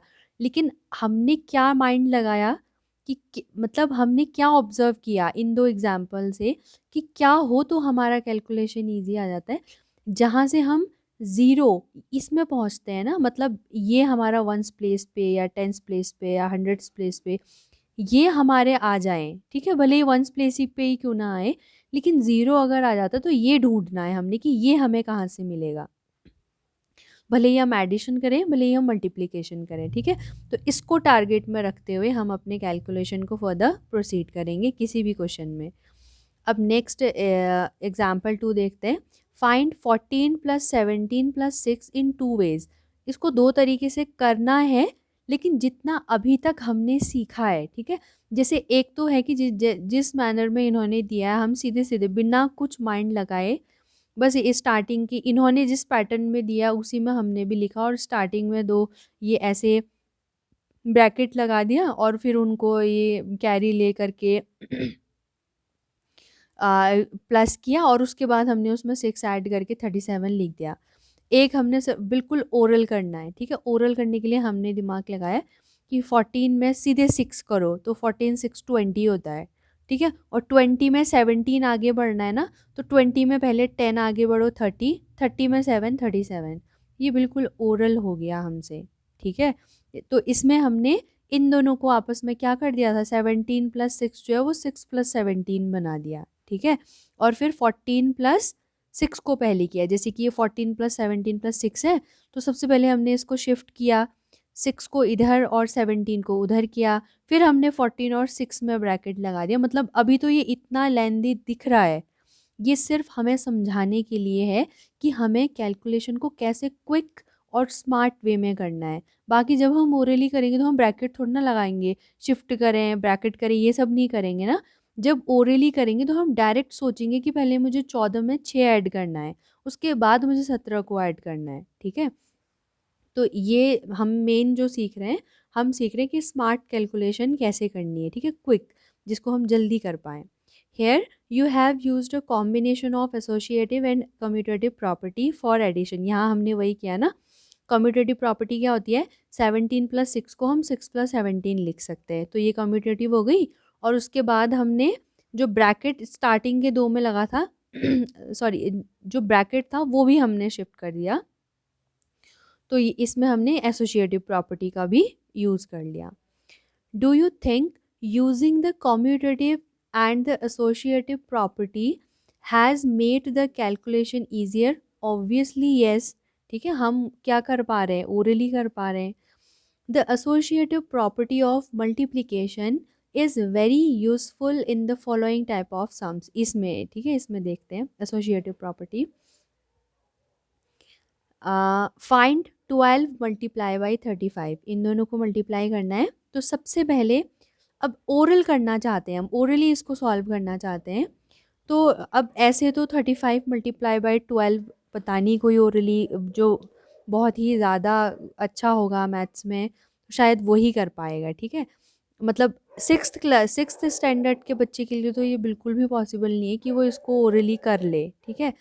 मतलब बहुत जिसने बहुत ज़्यादा मेहनत की है कैलकुलेशन में वो ही सिक्स्थ स्टैंडर्ड का बच्चा, बड़ी क्लास में तो फिर इजी होता है, कर लेते हैं, लेकिन सिक्स्थ स्टैंडर्ड में कैलकुलेशन थोड़ा सा टफ पड़ता है। तो लेकिन फिर भी हमें करना है, बिल्कुल ओरली करना है, तो हम क्या ट्रिक यूज़ करेंगे, हमने सोचा कि 35 का यूनिट प्लेस में 5 है, ठीक है, 5, और अगर 5 को 2 से कभी भी मल्टीप्लाई करते हैं तो वो कितना आ जाता है, यूनिट प्लेस पे 0 आ जाता है, जो कि हमने लाना है, ठीक है, प्लस करें चाहे मल्टीप्लाई करें हमें 0 अच्छा लगता है यूनिट प्लेस पे। तो हमने सोचा क्यों ना इस 12 को 6 मल्टीप्लाई बाई 2 में स्प्लिट कर दें, ठीक है। तो 12 को हमने क्या लिख दिया, 6 मल्टीप्लाई बाई 2, ठीक है, फिर 35 कर दिया, और हमने ब्रैकेट चेंज कर दिया कि ब्रैकेट शिफ्ट कर दिया कि 35 को हमने 2 से पहले मल्टीप्लाई किया, ये ब्रैकेट जो यहाँ था वो हमने यहाँ पर शिफ्ट कर दिया, ठीक है। तो अब ये 6 मल्टीप्लाई बाई 2 मल्टीप्लाई बाई 35 हो गया। ये सारी प्रोसेस हमारे माइंड में चल रही है, ठीक है, ये है स्मार्ट कैलकुलेशन। ये सारी की सारी प्रोसेस हमारे माइंड में चल रही है और हम यहाँ पर पहुँच चुके हैं। तो क्या 35 टू जा नहीं आएगा कि 35 दूना 70, 35 का दुगना 70, इतना तो हम मतलब ये इजी है कि 35 टू जा 70 होता है, कि 35 का ट्वाइस जो है वो 70 होता है। अब 70 से 6 को मल्टीप्लाई करना है ना, तो हम 6 का टेबल पढ़ दें, 7 जा 42 होता है, हमें पता है। या फिर हम 7 का टेबल पढ़ दें कि 7 6 जा 42 होता है। तो ये हम बिल्कुल ओरली कर सकते हैं। और ये दिख रहा है इतना लंबा, ये कुछ है नहीं, ठीक है। ये सीधा हमारे माइंड में 12 स्प्लिट होगा 6 मल्टीप्लाई 2 में। हम 35 टू जा 70 करेंगे और 70 इंटू 6 हमारा थर्ड स्टेप में विद इन 15 सेकेंड्स हमारा आंसर आ जाएगा। 15 सेकेंड भी ज़्यादा है, ठीक है। तो in the above example we have used associativity to get the advantage of multiplying the smallest even number by the multiple of 5। तो इससे हमें क्या मिला कि ये जो मल्टीपल ऑफ 5 यानी कि कुछ भी हो, यहाँ पर 35 था मल्टीपल ऑफ 5 के उसमें रोल में, लेकिन 35 हो चाहे 25 हो 15 हो 45 हो, तो उसको जब हम छोटे एक नंबर से मल्टीप्लाई करते हैं जैसे 2 से, तो हम आसानी से बता देंगे क्या आंसर आने वाला है, ठीक है। ओवरऑल है कि हमने अपनी कैलकुलेशन को स्मार्ट और क्विक कैसे बनाना है। अब एक बार ये ट्राई दीज भी देख लेते हैं, ठीक है। ये दो थोड़ा इससे और प्रैक्टिस बन जाएगी। इसमें एसोसिएटिव प्रॉपर्टी का यूज़ करके इनको सम करते हैं। 7 + 18 + 13 ये करने को दे दिया, ठीक है। दिमाग से फट से दिमाग में आया कि 7 और 13 तो 20 होते हैं, मतलब 7 और 3 तो कुछ यूनिट प्लेस पे तो ज़ीरो ही आएगा, क्योंकि 7 3 10 बनाता है, 10 का ज़ीरो हो जाएगा, ठीक है। तो 13 + 7 20 हो जाएगा। 20 में अब 18 और ऐड करना है, तो 20 में 10 30, 30 में 8 38, ठीक है। ओरली हो गया। ऐसे ही इसमें भी देखेंगे तो हम 16 में सीधे पहले 4 प्लस करेंगे, ठीक है, क्योंकि 16 + 4 20 होता है। तो 16 + 4 20, 20 में 12 और करेंगे तो 20 + 10 30, 30 में 2 32, ठीक है। ऐसे करना है। अब आते हैं अपने नेक्स्ट एग्जाम्पल में। Find 8 multiply by 1769 multiply by 128। यहाँ पर भी हमें 5 का मल्टीपल दिख रहा है ना, 5 का मल्टीपल है ये 125। तो इसको हम किसी छोटे नंबर से मल्टीप्लाई करेंगे पहले, ठीक है। तो सबसे पहले हमें ऐसे शिफ्ट करना है हमने, क्योंकि इन दोनों को साथ में लाना है। तो पहले हम 1769 और 125 को आपस में शिफ्ट करा देंगे, और उसके बाद हम 125 से 8 को क्या करेंगे। हाँ, ये पूछ रहा है कि what property do you use here. आपने यहाँ पर कौन सी प्रॉपर्टी यूज़ करी। तो a इंटू बी था, हमने b इंटू ए कर दिया, तो that is called commutative property of whole numbers under multiplication. तो 8 मल्टीप्लाई बाई 125 हो गया, मल्टीप्लाई बाई 1769।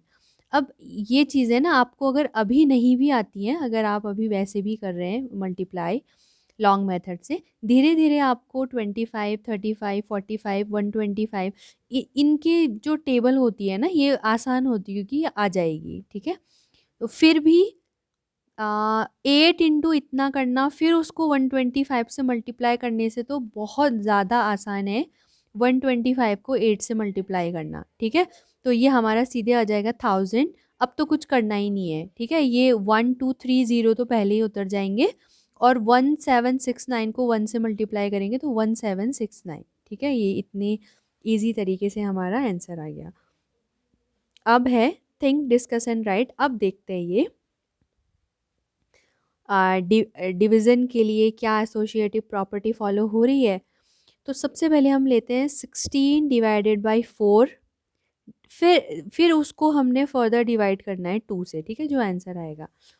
तो देखते हैं, अगर हम 16 को, मतलब इस ये जो एक्सप्रेशन है ना 16 डिवाइडेड बाई 4 डिवाइडेड बाई 2, इसको हम कैसे लिख सकते हैं। अगर हम इसको वैसे फॉर्म में लिखेंगे तो ये वाला होता है ऊपर, और डिवाइड के इधर वाला होता है नीचे, मतलब ये है, ठीक है, डिवाइडेड बाई 2 है ये। इसका मतलब होता है कि 4 से डिवाइड देना है 16 को, ठीक है। ये मतलब बाहर आएगा डिवीज़न के साइन के, और ये अंदर, ठीक है। तो 4 4 जा 16 होता है ना ये। तो आंसर आया, इसका आंसर आया 4, क्योंकि पहले हम ब्रैकेट सॉल्व करेंगे, पहले 2 में नहीं जाएंगे, पहले ब्रैकेट सॉल्व किया जाता है। तो इसका आंसर आया 4, और ये हो गया डिवाइडेड बाई 2। अब इसको दोबारा से हम लिख सकते हैं 4/2। तो अब 2 से 4 को डिवाइड देंगे तो 2 ही आएगा ना, 2 2 जा 4। पहला केस तो ये है, ठीक है। अब देखते हैं दूसरा, ब्रैकेट के दूसरी तरफ हमें दिया है 16 डिवाइडेड बाई 4 डिवाइडेड बाई 2, यानी कि ये ब्रैकेट जो पहले यहाँ था वो शिफ्ट होके यहाँ आ गया है, ठीक है। तो इसका मतलब है कि 16 डिवाइडेड, तो ये हम ऐसे ही लिखेंगे, 16 और डिवीज़न का साइन ऐसे ही रहेगा। इसको हम लिख सकते हैं 4/2, ठीक है, 4/2 हो गया। और इसको ये हम डिवाइड देंगे तो इसका आंसर हमारा 2 आएगा। तो ये हो जाएगा 16 डिवाइडेड बाई 2। और इसको हम फिर से लिखेंगे तो ये 16/2 आएगा। और 2 से अगर हम 16 को डिवाइड देंगे तो 2 8 जा होता है। पहले हमारा आंसर आया था 2 और अब हमारा आंसर आ रहा है 8। तो क्या ये दोनों सिमिलर हैं? नहीं है, ठीक है। तो यहीं पर प्रूव हो जाता है कि जो एसोसिएटिव प्रॉपर्टी होती है वो अंडर डिवीज़न फॉलो नहीं होती है, ठीक है, होल नंबर्स के लिए। Is there an associative property for division? No, नहीं होती है, ठीक है। Discuss with your friend, think of, ये अब होमवर्क है तो ये हम कर लेंगे, ठीक है, ये कर लेना। आगे नेक्स्ट आते हैं distributivity of multiplication over addition. अब डिस्ट्रीब्यूटिव प्रॉपर्टी पढ़ रहे हैं, ये भी बहुत ज़्यादा इम्पॉर्टेंट प्रॉपर्टी है। डिस्ट्रीब्यूटिव प्रॉपर्टी बहुत ज़्यादा आती भी है, मतलब ये सारी प्रॉपर्टीज़ आपकी 7th में भी आएंगी, 8th 9th, ये हर क्लास में आएंगी अब 10th तक।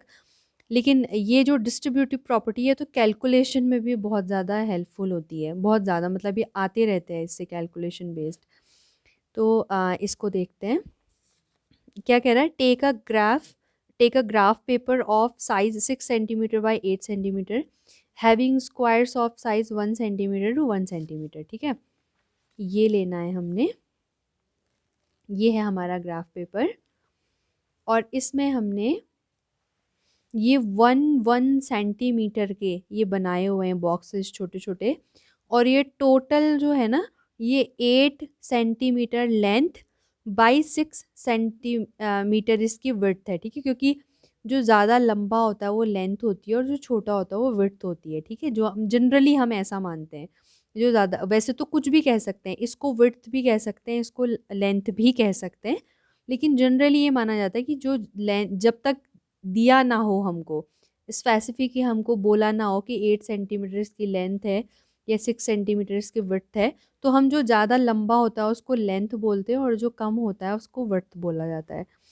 तो अभी फ़िलहाल ये हमारा मेन क्वेश्चन है कि ये हमने 8 सेंटीमीटर बाई 6 सेंटीमीटर की एक शीट ली है, जिसको हमने 1 सेंटीमीटर के छोटे छोटे बॉक्सेस में डिवाइड किया गया है, ठीक है। तो अब देखते हैं, how many squares do you have in all, ये पूरे कितने स्क्वायर हैं। तो ऐसे अगर हम गिनती कर रहे हैं तो 8 स्क्वायर्स हैं, और ऐसे हम गिनती कर रहे हैं तो 6 स्क्वायर्स हैं। तो सीधे सीधे अब पूरा 1 2 3 4 करके तो नहीं गिनेंगे ना।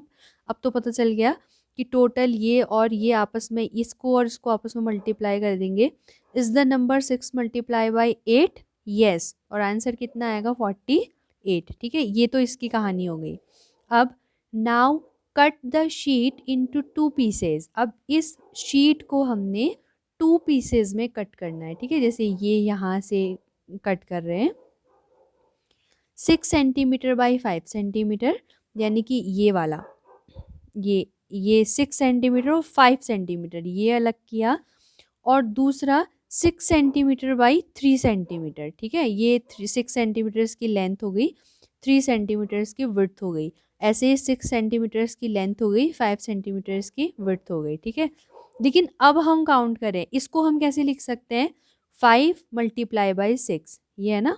आंसर कितना आएगा? 30। इसको हम कैसे लिख सकते हैं? 3 मल्टीप्लाई बाई 6, आंसर कितना आएगा? 18।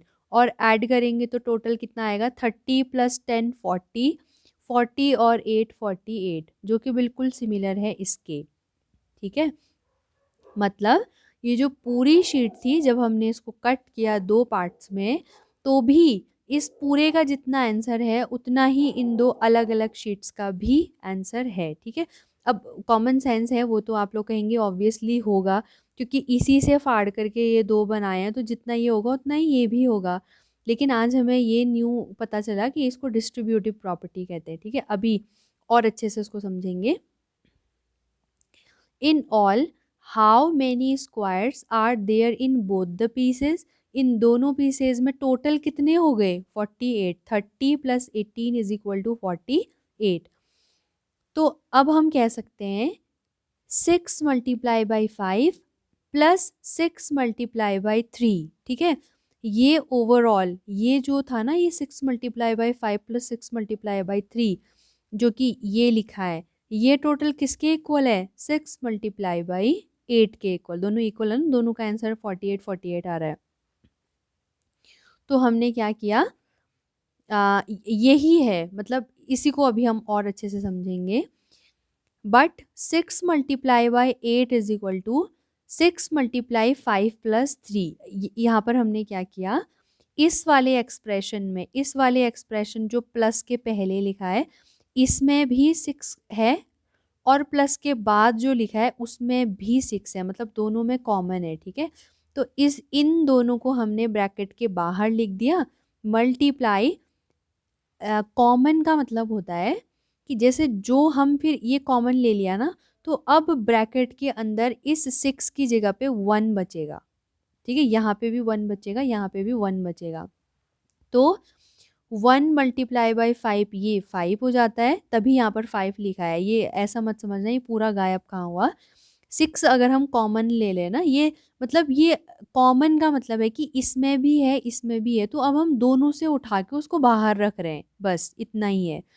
तो 6 × अब यहाँ बचता है 1, 1 × 5, 5 1 जा 5 ही होता है, ठीक है। प्लस की जगह पे प्लस आ गया, और यहाँ भी ये 6 जब बाहर चला गया तो इसकी जगह पे बचेगा 1। अब फिर से 3 × 1 3 ही होता है, ठीक है। तो ये जो पूरा एक्सप्रेशन था उसको हम ऐसे लिख सकते हैं, ये समझ आ गया होगा कैसे लिखते हैं। तो हम क्या कह सकते हैं कि 6 × जो 8 था ना, वो 6 × 5 + 3 के इक्वल है, ठीक है। तो ये क्या हमें पता चल रहा है कि डज दिस शो दैट 6 × 5 + 3, ये जो 6 × 5 + 3 है वो एग्जैक्टली किसके इक्वल है। पहले हमने 6 को 5 से मल्टीप्लाई किया, प्लस फिर हमने 6 को 3 से मल्टीप्लाई किया, ठीक है। मतलब ये वाला जो एक्सप्रेशन है 6 × 5 + 6 × 3, तो ये दोनों एक्सप्रेशन क्या हैं, अपने आप में बिल्कुल सेम है, ठीक है। तो इसी से हमें पता चलता है कि हमने इस एक्सप्रेशन से कि हमने क्या किया है, हमने इस 6 को, ये जो 6 था ना × 6, इसको हमने 5 के साथ भी भेज दिया प्लस 3 के साथ भी भेज दिया। 6 × 5 + 6 × 3, ठीक है। मतलब डिस्ट्रीब्यूट हो जाना, जो एक के पास था वो हमने सबको डिस्ट्रीब्यूट कर दिया, ठीक है। मतलब जैसे ये इसमें समझेंगे कि जो 2 × 3 + 5 है, ठीक है, इसका आंसर एक बार निकालेंगे तो 5 + 3 कितना आएगा, 5 में 3 को ऐड करके 8 आता है। अब ये 8 बन गया ना, तो फिर ये 2 मल्टीप्लाई सीधे सीधे हो जाएगा ना, 2 8 जा 16। अब इसे मल्टीप्लाई करें, 3 2 जा 6 प्लस 5 2 जा 10, और 10 + 6 फर्दर कितना आया 16, ठीक है। दोनों ही 16 आ रहे, तो मतलब ये एक्सप्रेशन इक्वल है। तो मतलब ये है कि हम कभी भी 2 × 3 + 5 आए ना, तो उसको हम अपनी कन्वीनियंस के लिए 2 × 3 + 2 × 5 लिख सकते हैं। और अगर कहीं पर 2 × 3 + 2 × 5 लिखा गया है, उसको अपनी कन्वीनियंस के लिए हम इसमें भी लिख सकते हैं, ठीक है। तो जनरली ये डिस्ट्रीब्यूट हो गया, ये जो मल्टीप्लाई 2 था वो प्लस के जो दोनों तरफ जो नंबर हैं उनमें डिस्ट्रीब्यूट कर दिया गया है। 3 के पास भी प्लस इंटू 2 चला गया, 5 के पास भी इंटू 2 चला गया। तो this is known as distributivity of multiplication over addition. अब इसमें थोड़ा ये लग रहा होगा मल्टीप्लीकेशन ओवर एडिशन थोड़ा सा न्यू है, तो इसका मतलब है कि डिस्ट्रीब्यूट तो हो रहे हैं ना, डिस्ट्रीब्यूटिविटी तो है ऑफ मल्टीप्लिकेशन भी है क्योंकि यहाँ पर मल्टीप्लाई हो रहा है, लेकिन बीच में कौन सा साइन है, प्लस का, तो इसको हम कहेंगे ओवर एडिशन। ठीक है, तो ऐसे ही हम जैसे फाइंड यूजिंग डिस्ट्रीब्यूटिविटी, इसको डिस्ट्रीब्यूटिविटी का यूज़ करके बनाना है। तो ये ना करके सीधे सीधे 5 4 जा, इसको कर लेते हैं अच्छे से। बस ये हमारी प्रैक्टिस के लिए है, ठीक है। बाकी करने को तो हम ये भी बहुत इजी तरीके से कर सकते हैं, लेकिन डिस्ट्रीब्यूटिव प्रॉपर्टी का यूज़ करके क्या हो जाएगा, 4 इंटू 5 प्लस 8 है ना, तो पहले 4 multiply by 5 plus 4 multiply by 8, ये जो मल्टीप्लाई 4 है वो 5 के साथ भी जाएगा प्लस 8 के साथ भी जाएगा, तो 5 4 जा 20 और 8 4 जा 32, और इन दोनों को ऐड करना तो बहुत ज़्यादा आसान है, 20 में 32 ऐड करेंगे तो 52 हो जाएगा। ठीक है, ओरली भी कर सकते हैं। ठीक है, बाकी के ये दो आपके लिए होमवर्क है, इनको आपने होमवर्क में करना है। अब देखेंगे आगे, थिंक डिस्कस एंड राइट। ये जो एग्जाम्पल इन्होंने दिया है इसको थोड़ा सा इजी वे में करते हैं। ठीक है, ये जो इन्होंने दिया है इसको समझते हैं ऐसे, जैसे अगर हमें देना है 425 से मल्टीप्लाई करना है हमने 136 को। ठीक है, तो इसको हमने पहले लिख दिया ऐसे, 425 मल्टीप्लाई बाय 136। ठीक है, अब ये जो 136 है ना, इसको हम स्प्लिट कर लेते हैं, 425 ऐसा ही रहेगा मल्टीप्लाई, ये जो 136 है इसको हमने 100 प्लस 30 प्लस 6 ऐसे तोड़ दिया। क्यों तोड़ा ऐसे, क्योंकि ये ज़ीरो ज़ीरो वाली चीज़ें हमें अच्छी लगती हैं करने में, मतलब ये जब वंस प्लेस पे ज़ीरो होता है तो मल्टीप्लाई करने में भी आसानी होती है, प्लस करने में भी आसानी होती है। ठीक है, तो इसको हमने 100 प्लस 30 प्लस 6 में कन्वर्ट कर दिया।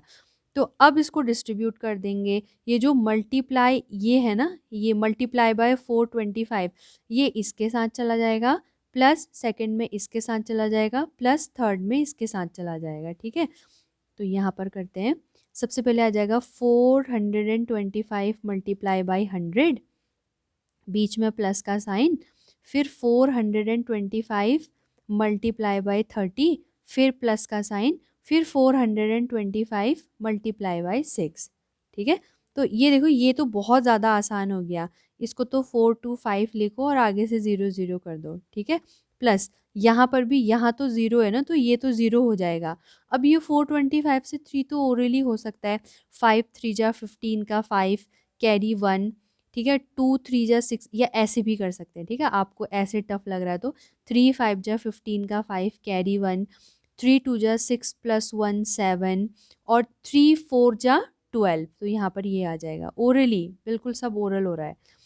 और यहाँ से आया 6 5 जा 30 का 0, 6 5 जा 30 का 0 कैरी 3, 6 2 जा 12 प्लस 3 15 का 5 कैरी 1, 6 4 जा 24 प्लस 1 25। ठीक है, अब इनको ऐड कर लेंगे आपस में, तो ये तो अब तो ऐड हो ही जाएगा ना आसानी से, तो वो मतलब ये ज़्यादा इजी लग रहा होगा, और आप एक बार करके देखेंगे ना इस तरीके से मल्टीप्लाई करके देखेंगे तो ये हर जगह पर ज़्यादा इजी लगेगा इन कंपेयर टू जो हम पहले जिस मेथड से करते आ रहे हैं। ठीक है, तो ये था इस टॉपिक में। अब बढ़ते हैं आगे। अब एक वर्ड प्रॉब्लम के फॉर्म में हमें समझाया गया है। ठीक है, वर्ड प्रॉब्लम में जैसे अ स्कूल कैंटीन, एक स्कूल की कैंटीन चार्जेस ₹20 फॉर लंच।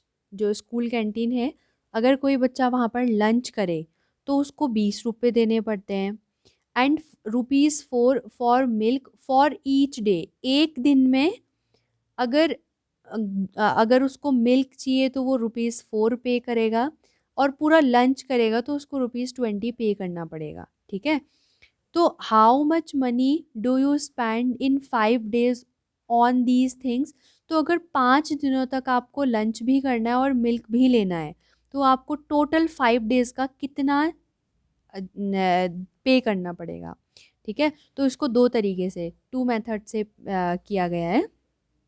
देखते हैं, this can be found by 2 methods. पहली मेथड क्या है, find the amount for lunch for 5 days। ठीक है, पहले हम सिर्फ लंच का ही हिसाब निकाल लें कि स्टूडेंट्स चाह रहे हैं कि पहले हम लंच को ही देख लेते हैं कि लंच का कितना लगने वाला है। तो अगर लंच का पर डे 20 रुपीज़ लग रहा है, पर डे 20 रुपीज़ अगर लंच में लग रहा है, तो 5 दिनों में कितना लगेगा? एक दिन में 20, तो 5 दिनों में कितना? 20 इंटू ऐसे करते हैं ना मल्टीप्लाई करके। तो फाइंड द अमाउंट, हाँ इसको बाद में करते हैं। कॉस्ट ऑफ लंच पहले निकालेंगे। कॉस्ट ऑफ लंच उसने 5 × 20, सिंपल है। एक दिन में 20 रुपये लग रहे थे, तो 5 दिनों में 5 × 20 लग जाएंगे, ठीक है। तो वो हो गए टोटल 100। अब आते हैं हम मिल्क पे। फिर अलग से मिल्क का निकाला कि एक दिन में अगर ₹4 मिल्क पे खर्च हो रहे हैं, तो टोटल 5 डेज में कितने हो जाएंगे? 5×4 = 20, ठीक है। और फिर उसने ऐड कर दिया कि लंच में मेरा 5 दिनों में इतना लगेगा और मिल्क में मेरा 5 दिनों का इतना लगेगा, तो टोटल 5 दिनों का खर्चा मेरा 120 है, ठीक है। जैसे इसको यहाँ पर अच्छे से समझाया गया है, इसको देख लेंगे। अब दूसरा तरीका क्या है कि find the total amount for 1 day.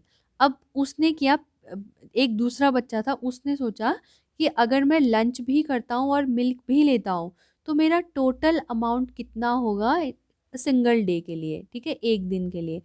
तो उसने लगाया कि एक दिन में 20 रुपये मेरे लंच में जा रहे हैं और 4 रुपये मुझे मिल्क के लिए पे करने पड़ रहे हैं। तो 1 डे अमाउंट कितना हो गया मेरा? Cost of lunch plus milk is equal to 20 + 4। ये किसके लिए? 1 डे, ठीक है, एक दिन का है। तो उसने बोला अब ये इतना ही रुपया मुझे 5 दिनों तक खर्च करना होगा, ठीक है। तो ये 5 दिनों का खर्च करने के लिए मुझे इसको 5 से मल्टीप्लाई करना पड़ेगा, ठीक है। तो उसने इन दोनों को 20 + 4 यानी कि जो 24 आया, फिर उसको 5 से मल्टीप्लाई कर दिया, ठीक है।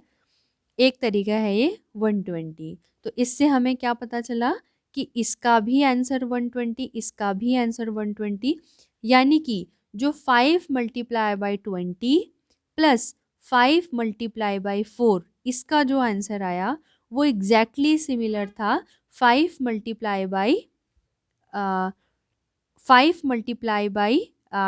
20 + 4 इसके, ठीक है। इन दोनों का सम इसके एग्जैक्टली इक्वल था ये, ठीक है। तो इसको हम ऐसे रिप्रेजेंट कर सकते हैं कि 5 × 20 + 4 जो था, ये दोनों अभी तो विथ एग्जाम्पल हमने बहुत अच्छे तरीके से देख लिया यहाँ पर कि 5 ×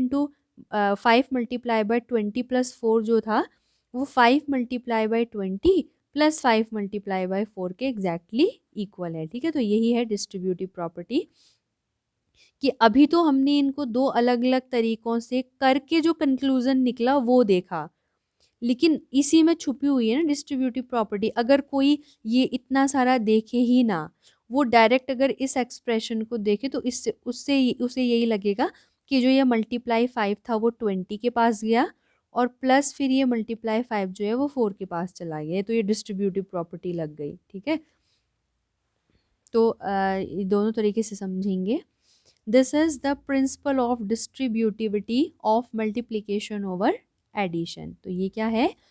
principal of distributivity of multiplication over addition. इसकी हेल्प से हम ये एग्जाम्पल कर लेते हैं डिस्ट्रीब्यूटिविटी का यूज़ करके। तो 12 × 35 करना है, तो हमने स्प्लिट किया 35 को 30 + 5 में, ठीक है। क्यों किया स्प्लिट? क्योंकि ये 30 बन जाएगा ना, 30 और 5, और ये इन चीज़ों से मल्टीप्लाई करना आसान होता है, ठीक है। तो इसके अकॉर्डिंग क्या हो जाएगा? डिस्ट्रीब्यूटिविटी के अकॉर्डिंग 12 मल्टीप्लाई लिखा है ना, तो ये जो 12 है वो 30 के पास भी जाएगा और यही 12 5 के पास भी जाएगा। तो ऐसे लिख सकते हैं उसको, 12 × 30 + 12 × 5।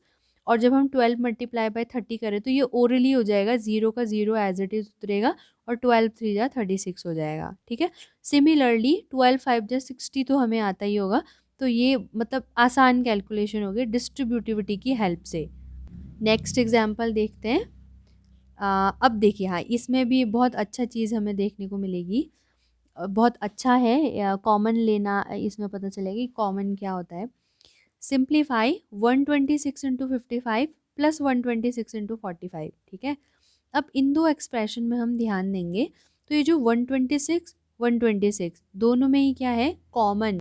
कॉमन का बेसिक मीनिंग क्या होता है? जनरल, एक जैसा। जो इसमें है वही इसमें भी है, ठीक है।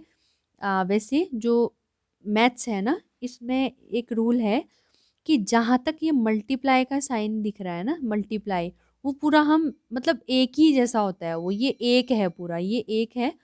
फिर जहाँ से प्लस लग जाता है ना, वहाँ से ये दूसरा, मतलब ये पूरी एक फैमिली है, ये प्लस के बाद फिर ये दूसरी फैमिली शुरू हो जाती है, ऐसा हम समझ सकते हैं। आने वाली क्लासेस में इसको डीप पढ़ेंगे।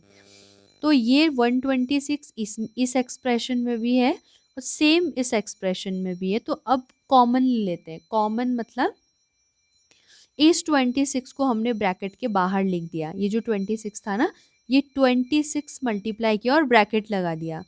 अब इसका मतलब क्या होता है कि जैसे अगर हमने 126 मल्टीप्लाई बाई 55 में से 126 कॉमन लिया है ना, तो इसकी जगह पर अब 1 बचेगा ब्रैकेट के अंदर।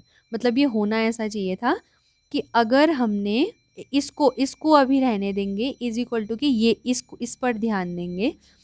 अगर हमने 126 इसको कॉमन लिया है मल्टीप्लाई में, तो ब्रैकेट के अंदर 126 की जगह पे 1 मल्टीप्लाई बाई 55 ये बचेगा, प्लस की जगह पे प्लस, और फिर से 126 की जगह पे 1 मल्टीप्लाई बाई 45, ये इसके बाद का स्टेप है, ठीक है। फिर उसके बाद ये 126 मल्टीप्लाई, अब क्योंकि 55 बन जा 55 और 45 बन जा, मतलब कभी भी ये 1 इतना ही आता है आंसर, तो उन्होंने सीधे दिया हुआ है। तो अब हम 55 प्लस 45 को अगर ऐड कर लेते हैं तो 100 आता है। अब कुछ रह ही नहीं गया, ठीक है। ये बहुत आसान आ गया। जबकि अगर आपको ये प्रॉपर्टी नहीं पता, डिस्ट्रीब्यूटिव प्रॉपर्टी नहीं पता, तो सोचिए पहले आप 126 के 55, जो कि कोई छोटा मोटा नंबर नहीं है, इन दो बड़े बड़े नंबर्स को मल्टीप्लाई करते, फिर आप 126 में 45 को मल्टीप्लाई करते, फिर उन दोनों को ऐड करते, ठीक है।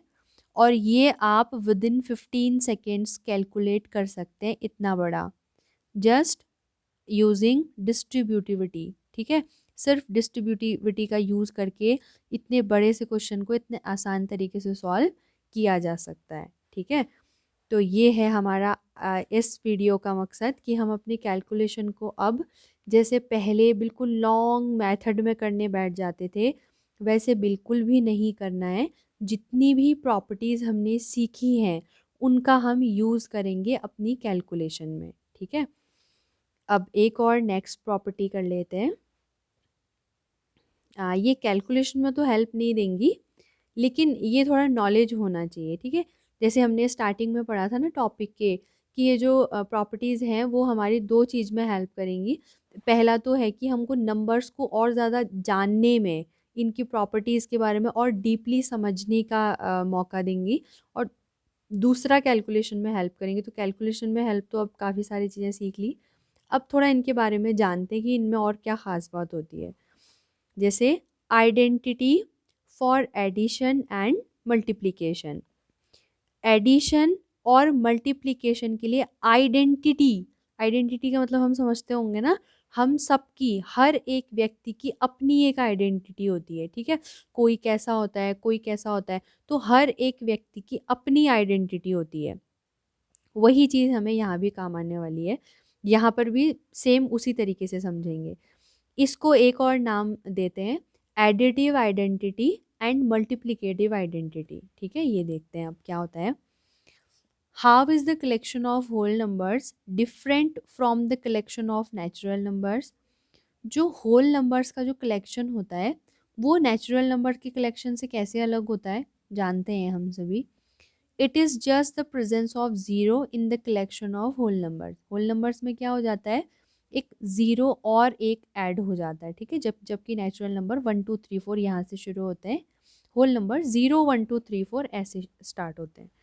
This number zero has a special role in addition. ये जो ज़ीरो है ना, इसका एक स्पेशल रोल होता है एडिशन में। क्या होता है, the following table will help you guess the role. वो जो रोल है ना, वो ये टेबल हमें ये समझने में हमारी हेल्प करेगी, कह रहा है। तो समझते हैं। 7 प्लस ज़ीरो करें तो कितना आएगा, 7। 5 में ज़ीरो को ऐड करें कितना आएगा, 5।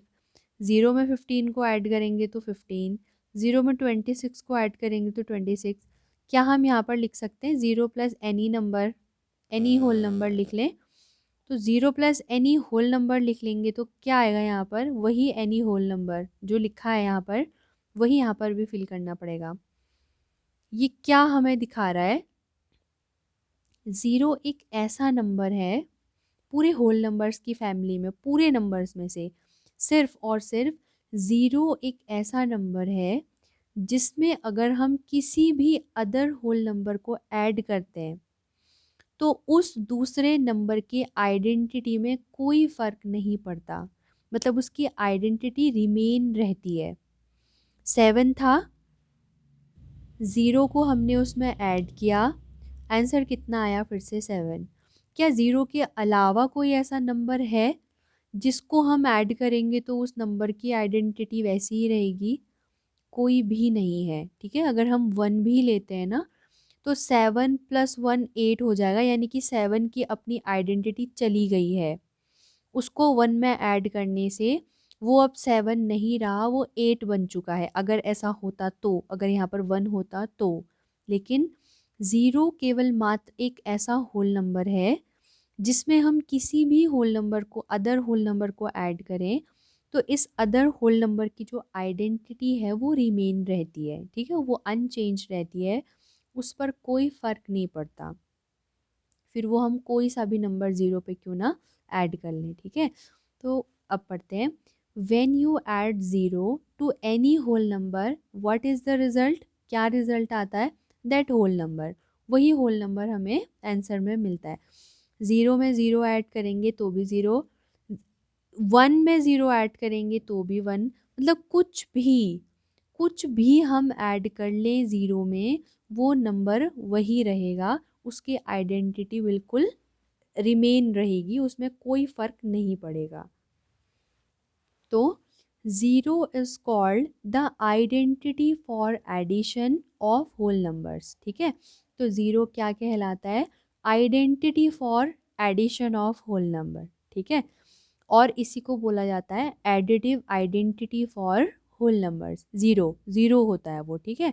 ज़ीरो को कहते हैं identity for additive addition of whole numbers, और यही इसी पूरे को क्या बोलते हैं? Additive identity for whole numbers.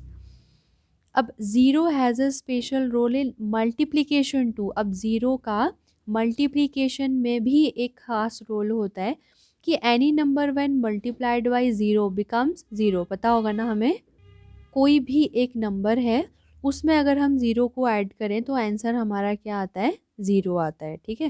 जैसे for example observe the pattern, इस पैटर्न को ऑब्जर्व करते हैं। 6 × 5, 5 × 5, मतलब 5 का 5 6 जा, 5 5 जा, 5 4 जा, 5 3 जा, 5 2 जा, हमें आएगा ना 5 1 जा, 5 0 जा 0, ठीक है। 5 को 0, 5 से 0, 5 0 जा कितना होगा? 0, मतलब समझ आता होगा ना, किसी भी नंबर को 0 से मल्टीप्लाई करने पे आंसर क्या आता है? 0 ही आता है। तो ये एक प्रॉपर्टी होगी, इस मतलब इसका कुछ खास नाम नहीं होता है, इसको हम सीधे ये कहेंगे कि किसी भी नंबर को 0 से मल्टीप्लाई करने पे आंसर 0 आता है। लेकिन प्रॉपर्टी ये थी एडिटिव आइडेंटिटी जिसको हम बोलते हैं, कि किसी भी नंबर को 0 से ऐड करने से वही नंबर हमारा आंसर आता है, उसकी आइडेंटिटी रिमेन रहती है। इसीलिए 0 is called the identity for addition of whole numbers. अब एक और प्रॉपर्टी है, उसको पढ़ते हैं, ठीक है। वो है, मतलब छोटी सी ही है, बस पता होना चाहिए। You came across an additive identity for whole numbers। अब हम किसी भी मतलब हम काफ़ी बार ये चीज़ें हमने देखी हैं कि हम एडिटिव आइडेंटिटी में आए हैं, जैसे 0 से ऐड करने पर वही नंबर रहता है, तो ये काफ़ी बार हमने देखा है। मतलब हम बोलते भी हैं कि 5 है, 5 में 0 और ऐड कर लो, तो हम झट से आंसर देंगे 5 ही तो आएगा, 0 की कुछ वैल्यू थोड़ी ना होती है, 5 ही आंसर आएगा। तो आज हमें पता चला कि उसको क्या कहते हैं? Additive identity. अब देखते हैं, यहाँ पर अब हमसे कह रहा है कि a number remains unchanged when added to zero, ठीक है। एक नंबर अनचेंज रहता है, मतलब वो चेंज नहीं होता जब उसे ज़ीरो से ऐड किया जाता है।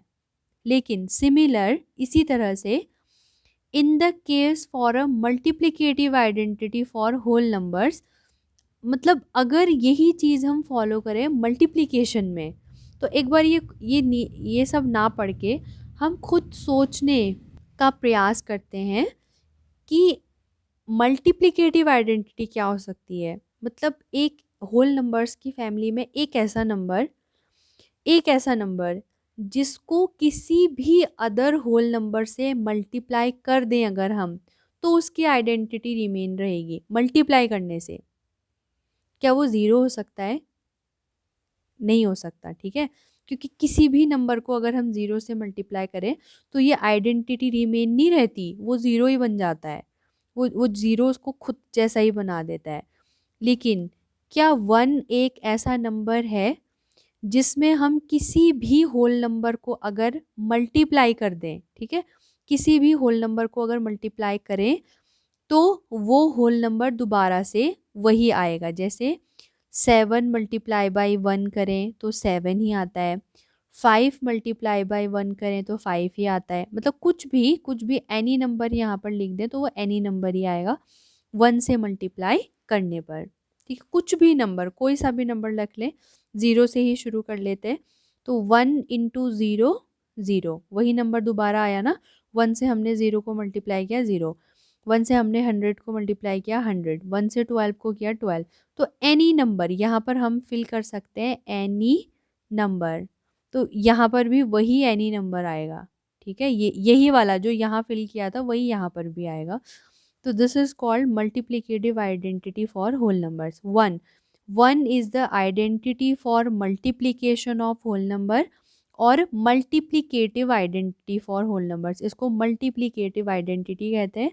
और ज़ीरो जो होता है वो additive identity for whole numbers होता है, ठीक है।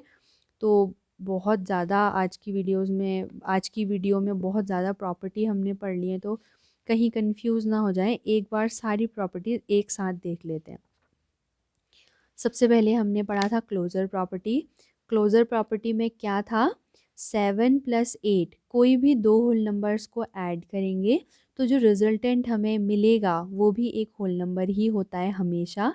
तो इसी को हम कहते हैं कि whole numbers are closed under addition, ठीक है, एडिशन के अंडर क्लोज होते हैं। और सेम यही चीज़ मल्टीप्लिकेशन के लिए भी थी कि किन्हीं भी दो होल नंबर्स को आपस में मल्टीप्लाई करो तो आंसर भी एक होल नंबर आता है। दिस इज़ कॉल्ड, इसको हम कैसे समझ सकते हैं कि whole numbers are closed under multiplication, ठीक है। लेकिन सब्सट्रैक्शन के लिए और डिवीज़न के लिए ये फॉलो नहीं हो रहा था, क्योंकि कहीं पर आ रहा है होल नंबर, दो होल नंबर्स को माइनस करके, कहीं पर होल नंबर ही नहीं आ रहा है, नेगेटिव नंबर आ जा रहा है, ठीक है। और ऐसे ही डिवीज़न में हमने देखा कि कहीं पर तो सही आ रहा है, होल नंबर ही आ रहा है, कहीं पर वो कुछ और ही नंबर आ जा रहा है जो होल नंबर की फैमिली में आता ही नहीं है। तो हम कहेंगे कि जो होल नंबर्स होते हैं वो डिवीज़न के लिए और सब्सट्रैक्शन के लिए नहीं हो, क्लोज नहीं होते हैं इन दो साइंस के लिए, ठीक है। उसके बाद हमने एक इम्पॉर्टेंट पॉइंट पढ़ा था, डिवीज़न बाय ज़ीरो, ठीक है।